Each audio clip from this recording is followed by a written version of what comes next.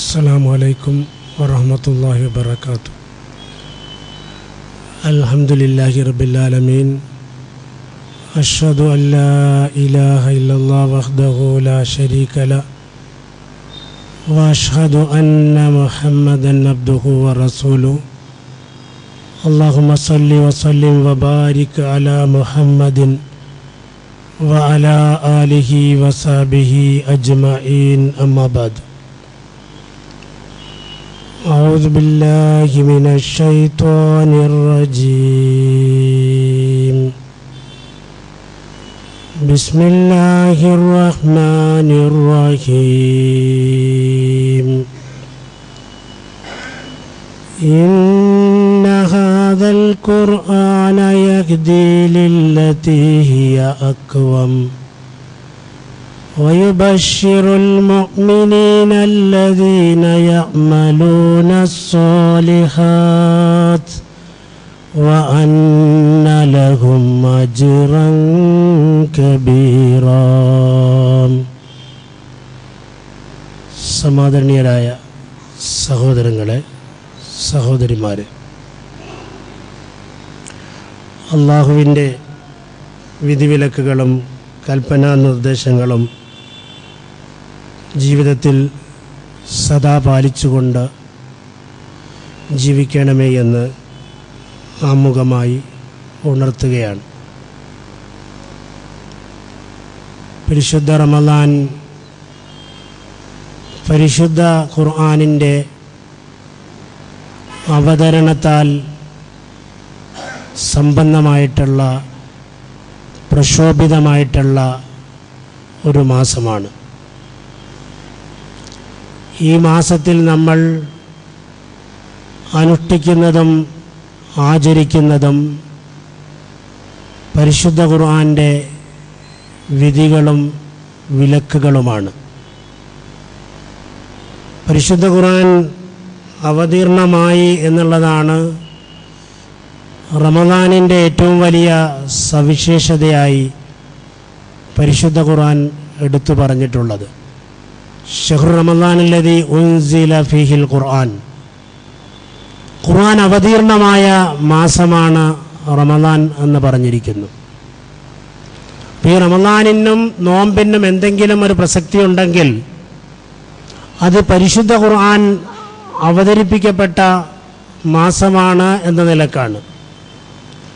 പരിശുദ്ധ ഖുർആൻ എന്ന് പറയുന്ന വേദഗ്രന്ഥം, അതിൻ്റെ ഉദ്ദേശവും താല്പര്യവും എന്താണ്, അതിൻ്റെ പ്രാധാന്യവും പ്രസക്തിയും എന്താണ് തുടങ്ങിയ കാര്യങ്ങളെപ്പറ്റി നാം സദാ ആലോചിക്കുകയും എല്ലാ സന്ദർഭത്തിലും അതിനെപ്പറ്റി ചിന്തിക്കുകയും അത് ജീവിതത്തിൽ അനുവർത്തിക്കാൻ വേണ്ടി ശ്രമിക്കുകയും ചെയ്യേണ്ടതാണ്.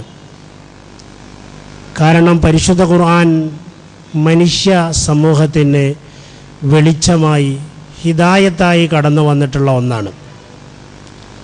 ഞാൻ നിങ്ങളുടെ മുമ്പാകെ ഓതിവെച്ച ആയത്തിൽ അല്ലാഹു സുബ്ഹാനഹു തആല പറയുന്നത്, ഇന്ന ഹാദൽ ഖുർആന യഹ്ദീ ലില്ലതീ ഹിയ അഖ്വം.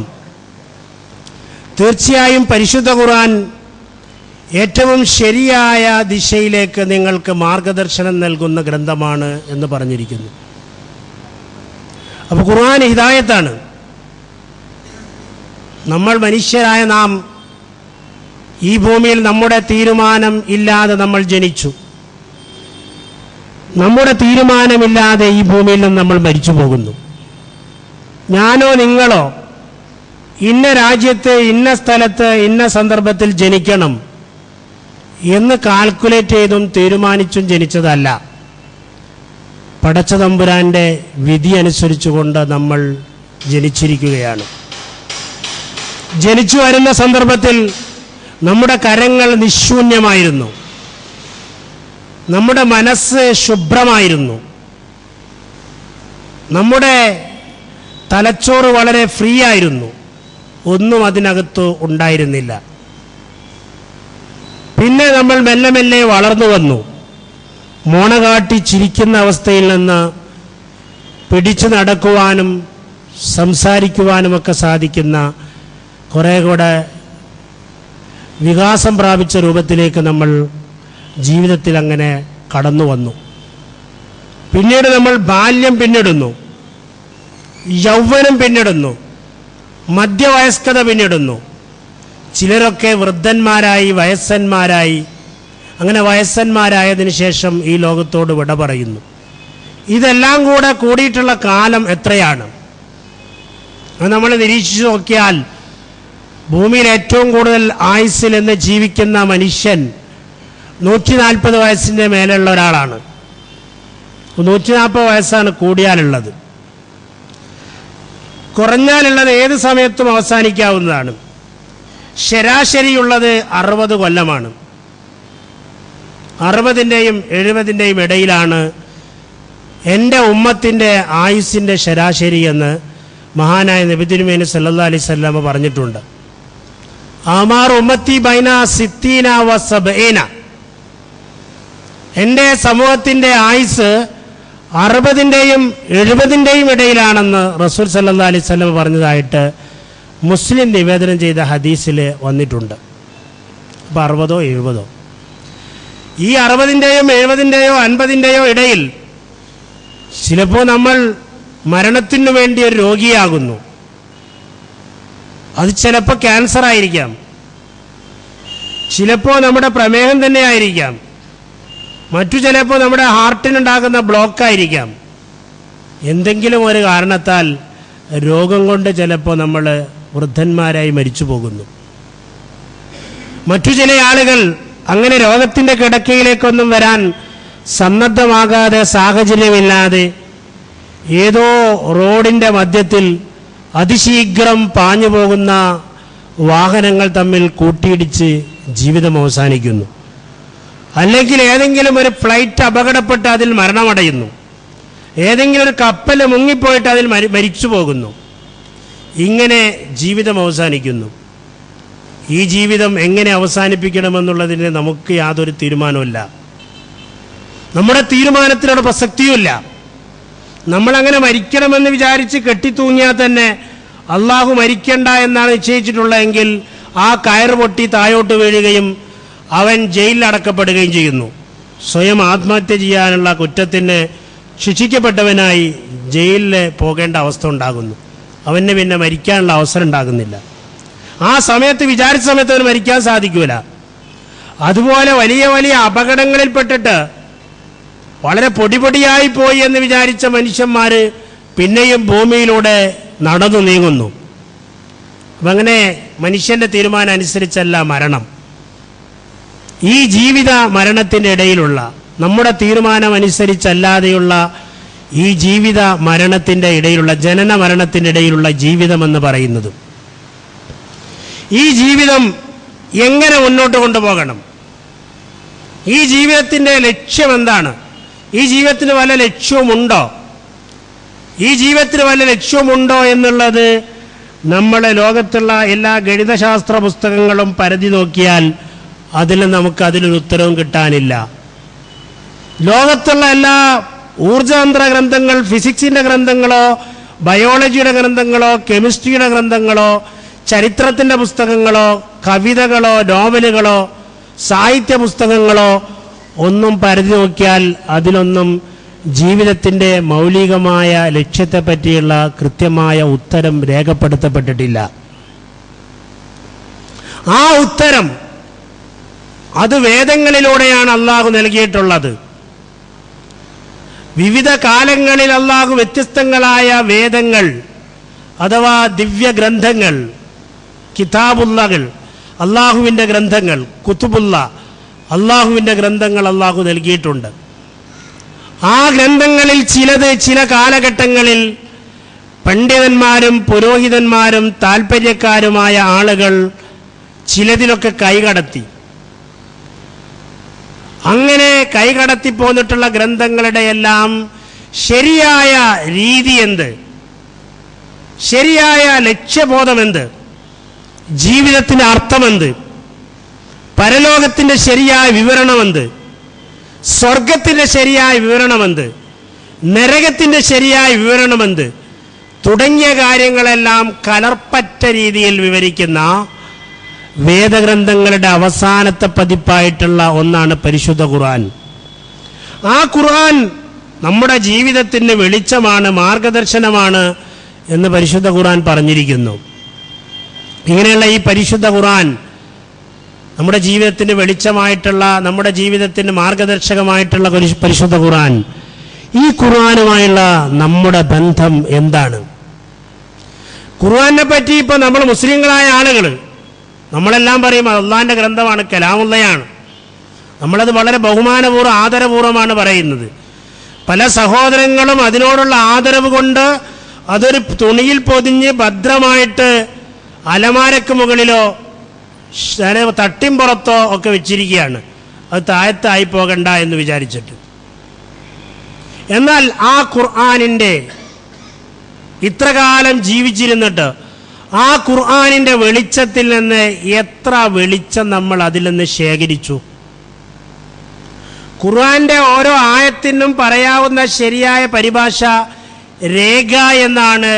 എന്ന് ആയത്ത് എന്നുള്ളതിന് സൂക്തം എന്നുള്ളതിനേക്കാൾ ഏറ്റവും ശരിയായ മലയാളം രേഖ എന്നാണ് ഒരു അതിനെ സൂക്ഷ്മമായി പഠിച്ചിട്ടുള്ള ഒരു ഖുർആൻ പരിഭാഷകൻ പറഞ്ഞിട്ടുള്ളത്. അപ്പം രേഖയാണത്. ആയത്ത് പറഞ്ഞ രേഖയാണ്, ഒരു ദൃഷ്ടാന്തമാണ്, ഒരു വെളിച്ചമാണ്.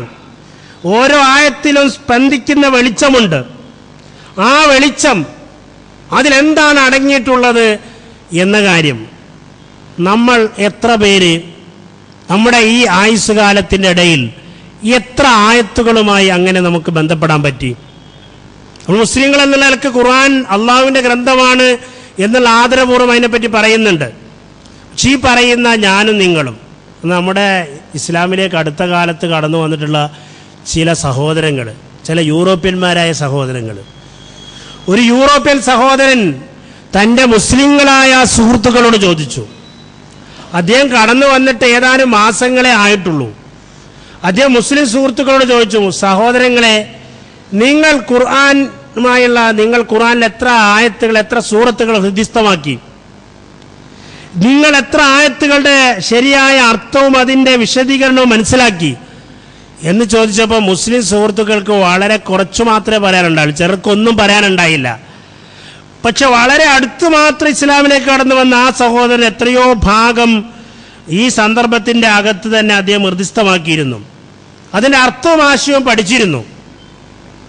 എന്തുകൊണ്ട് അദ്ദേഹത്തിന് അത് സാധിക്കുന്നു? അത് സാധിക്കുന്നത് അദ്ദേഹം ഇതിലേക്ക് വരുമ്പോൾ ഒരു ഇരുട്ടിൽ നിന്നാണ് വെളിച്ചത്തിലേക്ക് വരുന്നത്. അപ്പം ഇരുട്ടിൻ്റെ ഗൗരവം അദ്ദേഹത്തിന് അറിയാം, വെളിച്ചത്തിൻ്റെ പ്രാധാന്യവും അദ്ദേഹത്തിന് അറിയാം. നമ്മെ സംബന്ധിച്ചിടത്തോളം നമ്മൾ ഈ ഖുർആന്റെ വെളിച്ചത്തിൻ്റെ പ്രാധാന്യം എന്താണ് എന്നുള്ളത് അറിയാത്തത് കൊണ്ട് തന്നെ നിങ്ങൾ ഓരോരുത്തരും, ഞാൻ അടക്കമുള്ള നമ്മൾ ഓരോരുത്തരും എന്നോടും നിങ്ങളോടും ചോദിക്കുക, ഇപ്പോൾ നമുക്ക് എത്ര വയസ്സായി? ഓരോരുത്തർക്കും ഓരോ വയസ്സ് പറയാനുണ്ടാകും. ഞാൻ പറയുമ്പോൾ എനിക്ക് പറയാം, ഞാൻ 50 വയസ്സായി എനിക്ക്. നിങ്ങൾക്ക് ഓരോരുത്തർക്കും, ചിലർക്ക് 20 വയസ്സായവരിവിടെ ഉണ്ടാകും, 30 വയസ്സായവരുണ്ടാകും, 60 വയസ്സായവരുണ്ടാകും. ഇത്ര കാലം ഇവിടെ ജീവിച്ചിട്ട് ഒരു കൊല്ലം എന്ന് പറഞ്ഞാൽ അതിൽ 365 ദിവസമുണ്ട് എന്നാണ് സൗരവർഷ കണക്കനുസരിച്ച്. ആ 365 ദിവസങ്ങൾ ഉണ്ട്. ഈ 365 അടങ്ങുന്ന 60 കൊല്ലം ഇവിടെ ജീവിച്ചിരുന്നിട്ട് പരിശുദ്ധ ഖുർആനാകുന്ന ഈ ദിവ്യ വെളിച്ചം കലർപ്പില്ലാത്ത രീതിയിൽ നമ്മുടെ കരങ്ങളിലേക്ക് കിട്ടിയിട്ട്, ഈ ഖുർആൻ മാത്രമേ അങ്ങനെ ഒറിജിനേറ്റ് ചെയ്തിട്ട് കൃത്യമായ രീതിയിൽ കിട്ടിയിട്ടുള്ളൂ, ഒറിജിനൽ കോപ്പി കിട്ടിയിട്ടുള്ളൂ. ബൈബിളിൻ്റെ ഒറിജിനൽ കോപ്പി ലഭ്യമല്ല. അതിൻ്റെ ഗ്രീക്ക് പരിഭാഷകളാണ് അതിൻ്റെ അടിസ്ഥാനമായിട്ട് ഇന്നുള്ളത്. അത് അവതീർണമായിട്ടുള്ള ഒറിജിനൽ ഭാഷയിൽ അതിൻ്റെ ഔദ്യോഗികമായ അടിസ്ഥാന കോപ്പികൾ ലഭ്യമല്ല. മറ്റു വേദഗ്രന്ഥങ്ങളെ സംബന്ധിച്ചിടത്തോളം അന്ന് അത് വന്നിട്ടുള്ള അവതീർണമായിട്ടുള്ള ആ കാലഘട്ടത്തിലെ പരമപരിശുദ്ധിയോടുകൂടി അത് ഇന്ന് അതിൻ്റെ വിശ്വാസികളായ ആളുകളുടെ കരങ്ങളിലുണ്ട് എന്ന് അവരാരും അവകാശപ്പെടുന്നില്ല. എന്നാൽ പരിശുദ്ധ ഖുർആൻ നബി സല്ലല്ലാഹു അലൈഹി വസല്ലമയുടെ തിരുനാവിലൂടെയാണ് ലോകത്തിന് കേൾപ്പിക്കപ്പെട്ടത്. നബിയുടെ നാവിലൂടെ നബി നുണ പറഞ്ഞിട്ടില്ല. വ്യക്തിപരമായ ഭൗതികമായ ജീവിതത്തിന്റെ ലാഭത്തിന് വേണ്ടി ഒരു നുണയും റസൂലുള്ളാഹി സ്വല്ലല്ലാഹി അലൈഹി വസല്ലം പറഞ്ഞിട്ടില്ല എന്ന് പ്രവാചക തിരുമേനിയുടെ എതിരാളികളായ ആളുകൾ തന്നെ അൽ അമീൻ എന്നുള്ള വിശേഷണം നബി സല്ലല്ലാഹു അലൈഹി വസല്ലമക്ക് നൽകിയിട്ടുള്ളതിലൂടെ സമ്മതിച്ചിട്ടുള്ള കാര്യമാണ്. അങ്ങനെയുള്ള നുണ പറയാത്ത നാവിലൂടെയാണ്, ആ മസ്തിഷ്കത്തിലാണ്, ആ തലച്ചോറിലാണ് അള്ളാഹു പരിശുദ്ധ ഖുർആന്റെ വെളിച്ചം ആ മനസ്സിലാണ് ഇറക്കി കൊടുത്തിട്ടുള്ളത്. അതുകൊണ്ട് തന്നെയാണ് നബി സല്ലല്ലാഹു അലൈഹി വസല്ലമയെ സംബന്ധിച്ച് ഖുർആൻ വിശേഷിപ്പിച്ചിട്ടുള്ളത് സിറാജുൻ മുനീർ എന്നാണ്. കത്തുന്ന വിളക്ക് എന്നാണ് നബിനെ പറ്റി പറഞ്ഞിട്ടുള്ളത്. ജ്വലിക്കുന്ന വിളക്ക് എന്നാണ് പറഞ്ഞിട്ടുള്ളത്. നബി സല്ലല്ലാഹു അലൈഹി വസല്ലമയുടെ മനസ്സ് ഖുർആനിന്റെ ദിവ്യ വെളിച്ചത്താൽ പ്രഭാപൂരിതമായിട്ടുള്ള വെളിച്ചം പ്രസരിപ്പിക്കുന്ന ഒന്നാണ്. ആ വെളിച്ചത്തിൽ റസൂൽ സല്ലല്ലാഹു അലൈഹി വസല്ലമ നടന്നു. ആ വെളിച്ചത്തിന്റെ പിന്നാലെ അബൂബക്കർ സിദ്ദീഖ് റളിയല്ലാഹു അൻഹും ഉമർ റളിയല്ലാഹു അൻഹും ഉസ്മാൻ ഇബ്നു അഫ്ഫാൻ റളിയല്ലാഹു അൻഹും അലി റളിയല്ലാഹു അൻഹും അങ്ങനെ 100,000-ഓളം വരുന്ന സ്വഹാബത്ത് നടന്നു. ആ സ്വഹാബത്തിന് ഖുർആന്റെ വെളിച്ചം പകർന്നു കിട്ടി.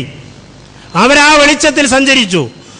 ആ പരിശുദ്ധ ഖുർആൻ അബൂബക്കർ സിദ്ദീഖിന്റെ കാലഘട്ടത്തിൽ അത് ക്രോഡീകൃതമായി ഭിന്നങ്ങളായ ഓലകളിലും ഇലകളിലും എല്ലുകളിലും തോലുകളിലും എല്ലാം എഴുതപ്പെട്ട വ്യത്യസ്തങ്ങളായ ഭാഗങ്ങളായി ചിതറിക്കിടന്നിരുന്ന ഖുർആന്റെ വിവിധ അധ്യായങ്ങളെ ഒറ്റ ഒരു ഭാഗമായിട്ട് ക്രോഡീകരിച്ചു.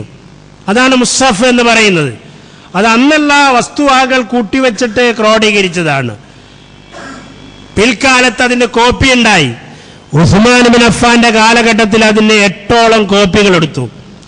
ആ കോപ്പികളിൽ ഓരോ കോപ്പികളും ഓരോരോ നഗര തലസ്ഥാനങ്ങളിലേക്ക്, ആസ്ഥാനങ്ങളിലേക്ക്, ഓരോ രാജ്യത്തിന്റെയും ആസ്ഥാനങ്ങളിലേക്ക് അയച്ചു കൊടുത്തു. അതിലൊരു കോപ്പി മദീനയിൽ സൂക്ഷിച്ചു. ആ കോപ്പി, അതിന്റെ ആ ഒന്നാമത്തെ കോപ്പി ഉസ്മാൻ റളിയല്ലാഹു അൻഹുവിന്റെ കാലഘട്ടത്തിലുണ്ടായ കോപ്പി, അത് ഇന്നും ലഭ്യമാണ്. ആ കോപ്പി വെച്ചിട്ട് ഖുർആൻ തെറ്റും ശരിയും പരിശോധിക്കാം. അതിന്റെ കോപ്പികൾ വേറെ ആരൊക്കെ പകർത്തി ഉണ്ടാക്കിയാലും അതിന്റെ ഏറ്റവും പ്രിന്റഡ് ആയിട്ടുള്ള മനോഹരമായ കോപ്പി ഇന്ന് സൗദി അറേബ്യയിലെ ഫഹദ് പ്രിന്റിംഗ് കോംപ്ലക്സിൽ നിന്ന് ലക്ഷക്കണക്കിന് കോപ്പി എല്ലാവിധ കറകളും തീർത്ത് കൃത്യമായി അടിച്ച് ലോകത്തിന്റെ നാനാഭാഗങ്ങളിൽ വലിയൊരു കോംപ്ലക്സാണത്. ആ കോംപ്ലക്സിൽ നിരന്തരമായി അടിച്ചുകൊണ്ടിരിക്കുന്നു. അങ്ങനെ ഖുർആന്റെ കോപ്പി സുരക്ഷിതമായി ലോകത്തിന്റെ ഏത് മുക്കിലും മൂലയിൽ ലഭ്യമാണ്.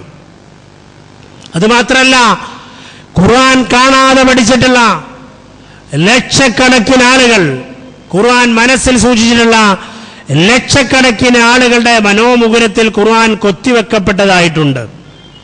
ഏകദേശം 10 ലക്ഷത്തോളം ആളുകളുടെ മനോമുകുരത്തിൽ ഖുർആൻ ആദ്യ അവസാനം കൊത്തിവെക്കപ്പെട്ടതായിട്ടുണ്ട്. അങ്ങനെ പരിപൂർണ സുരക്ഷിതത്വത്തോടുകൂടെ നമ്മുടെ ഈ കാലഘട്ടത്തിലെ ഈ 14-ാം നൂറ്റാണ്ടിൽ അഥവാ അറബി വർഷമനുസരിച്ച് 14-ാം നൂറ്റാണ്ടിന്റെ പിന്നാമ്പുറത്ത് ജീവിക്കുന്ന നമ്മിലേക്ക്, അഥവാ 21-ാം നൂറ്റാണ്ടിലേക്ക് കടന്നു പോകുന്ന നമ്മുടെ മുമ്പിൽ ഈ ഖുർആന്റെ എല്ലാ കുറ്റമറ്റ രൂപവും നമ്മുടെ മുന്നിലുണ്ട്. അതിന്റെ കോപ്പികളാണ് നമ്മുടെ ഈ അലമാരക്ക് മുകളിലുള്ളത്, തട്ടിയും പുറത്തുള്ളത്, നമ്മുടെ വീടുകളിലുള്ളത്. ഇതെന്താണ് സാധനം? ഈ വെളിച്ചം എന്താണ്? അത് അള്ളാഹു നമ്മളോട് നടത്തുന്ന സംഭാഷണമാണ്, കലാമുള്ളയാണ്. അള്ളാഹു നമ്മോട് നേരിട്ട് നടത്തുന്ന സംഭാഷണമാണ്. ആ സംഭാഷണം നമുക്ക് എത്തിച്ചു തന്നിട്ടുള്ള നബി തിരുമേനി സല്ലല്ലാഹു അലൈഹി വസല്ലമയാണ്. നബി ലോകത്തോട് യാത്ര പറഞ്ഞു പോയി.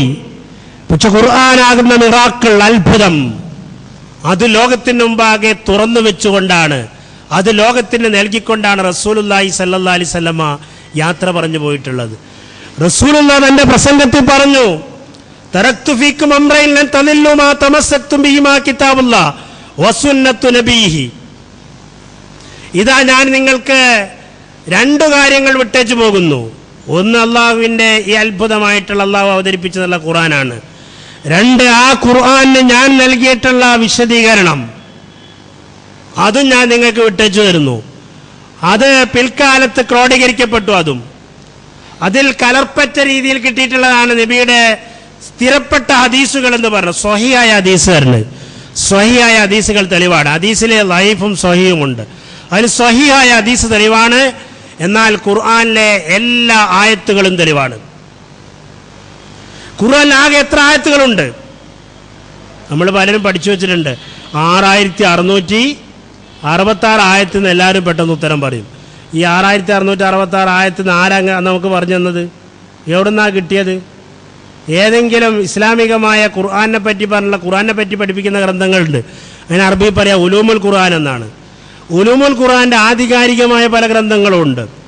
ഇമാം സുയൂത്തിയുടെ ഇത്ഖാൻ, ഇമാം സർക്കശിയുടെ അൽ ബുർഹാൻ ഫി ഉലൂമിൽ ഖുർആൻ തുടങ്ങിയവയൊക്കെ ഏറ്റവും ആധികാരിക ഗ്രന്ഥങ്ങളാണ്. അതിൻ്റെ ചുവട് പിടിച്ച് നൂറുകണക്കിന് ഗ്രന്ഥങ്ങൾ പിന്നീട് ലോകത്ത് ഖുർആന്റെ വിജ്ഞാനീയവുമായി ബന്ധപ്പെട്ടുണ്ടായിട്ടുണ്ട്. ആ ഏതെങ്കിലും ഒരു ഗ്രന്ഥത്തിൽ ഈ 6666 എന്നുള്ളത് പറഞ്ഞണോ? എവിടെയില്ല. പിന്നെ 6666 എന്നുള്ള ആളുകൾ ഒരു നല്ല നമ്പർ എന്നുള്ള നിലക്ക് പറഞ്ഞുണ്ടാക്കിയതാണ് എന്നാണ് തോന്നുന്നത്. ഏതോ ഒരു കാലത്ത് ആരോ ഒന്ന് പറഞ്ഞുണ്ടാക്കിയതാണ്.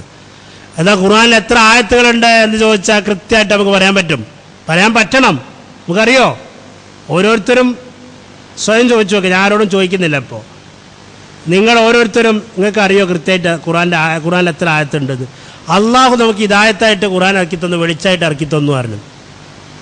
അള്ളാഹു നമ്മുടെ അടുത്ത സംഭാഷണം, മനുഷ്യരെ എന്ന് വിളിച്ചിട്ട് അള്ളാഹു നമുക്ക് ഇതാ മാർഗദർശനം. ജീവിതത്തിൽ നിങ്ങൾ എങ്ങനെ മുന്നോട്ട് പോകണം, നിങ്ങൾ എങ്ങനെയൊക്കെ പോയിക്കോളി, ഇന്ന കാര്യങ്ങൾ ചെയ്തോളി, ഇന്നത് വിശ്വസിച്ചോളി, ഇന്ന അമലുകൾ ചെയ്തോളി, ഇന്ന സ്വഭാവം ഉയർത്തിക്കോളി തുടങ്ങിയ കാര്യങ്ങളെല്ലാം വിവരിക്കുന്ന നമുക്ക് മാർഗദർശനം നൽകുന്ന ഗ്രന്ഥം. ആ ഗ്രന്ഥം അതിലെത്ര ആയത്തുണ്ട് എന്ന് ചോദിച്ചാൽ പലരും ഇങ്ങനെ 6666 ആയത്തെന്നാ പറയാ. എന്നാൽ ഖുർആനിലുള്ളത് നമുക്ക് എണ്ണി നോക്കാൻ പറ്റും. മുസാഫ് എടുത്തു നോക്കുക. ആ മുസാഫിൽ ഓരോ സൂറത്തിലുള്ള സൂറത്തുൽ ഫാത്തിഹയിൽ 7 ആയത്ത്, സൂറത്തുൽ ബഖറയിൽ 256 ആയത്ത്, അങ്ങനെ അടിയോട്ട് പോയാൽ 5 ആയത്ത് 6 ആയത്ത് വരെയുള്ള സൂറത്തുൽ ഫലക്ക് നാസ് വരെയുള്ള സൂറകൾ, ഇന്നാകത്ത് 3 ആയത്തുള്ള ഇന്നാകത്തേനാക്കൽ കൗസർ, അതുപോലെ 200 ആയത്തുകളുള്ള സൂറകൾ. ഇതെല്ലാം കൂട്ടി ഒന്ന് കാൽക്കുലേറ്റർ ഉപയോഗിച്ച് കൂട്ടി നോക്കുക. കൂട്ടിയാക്കിയാൽ കാണാൻ കൃത്യമായിട്ട് എണ്ണം കിട്ടും. 6236 ആയത്തുകളാണ് ഖുർആനിലുള്ളത്.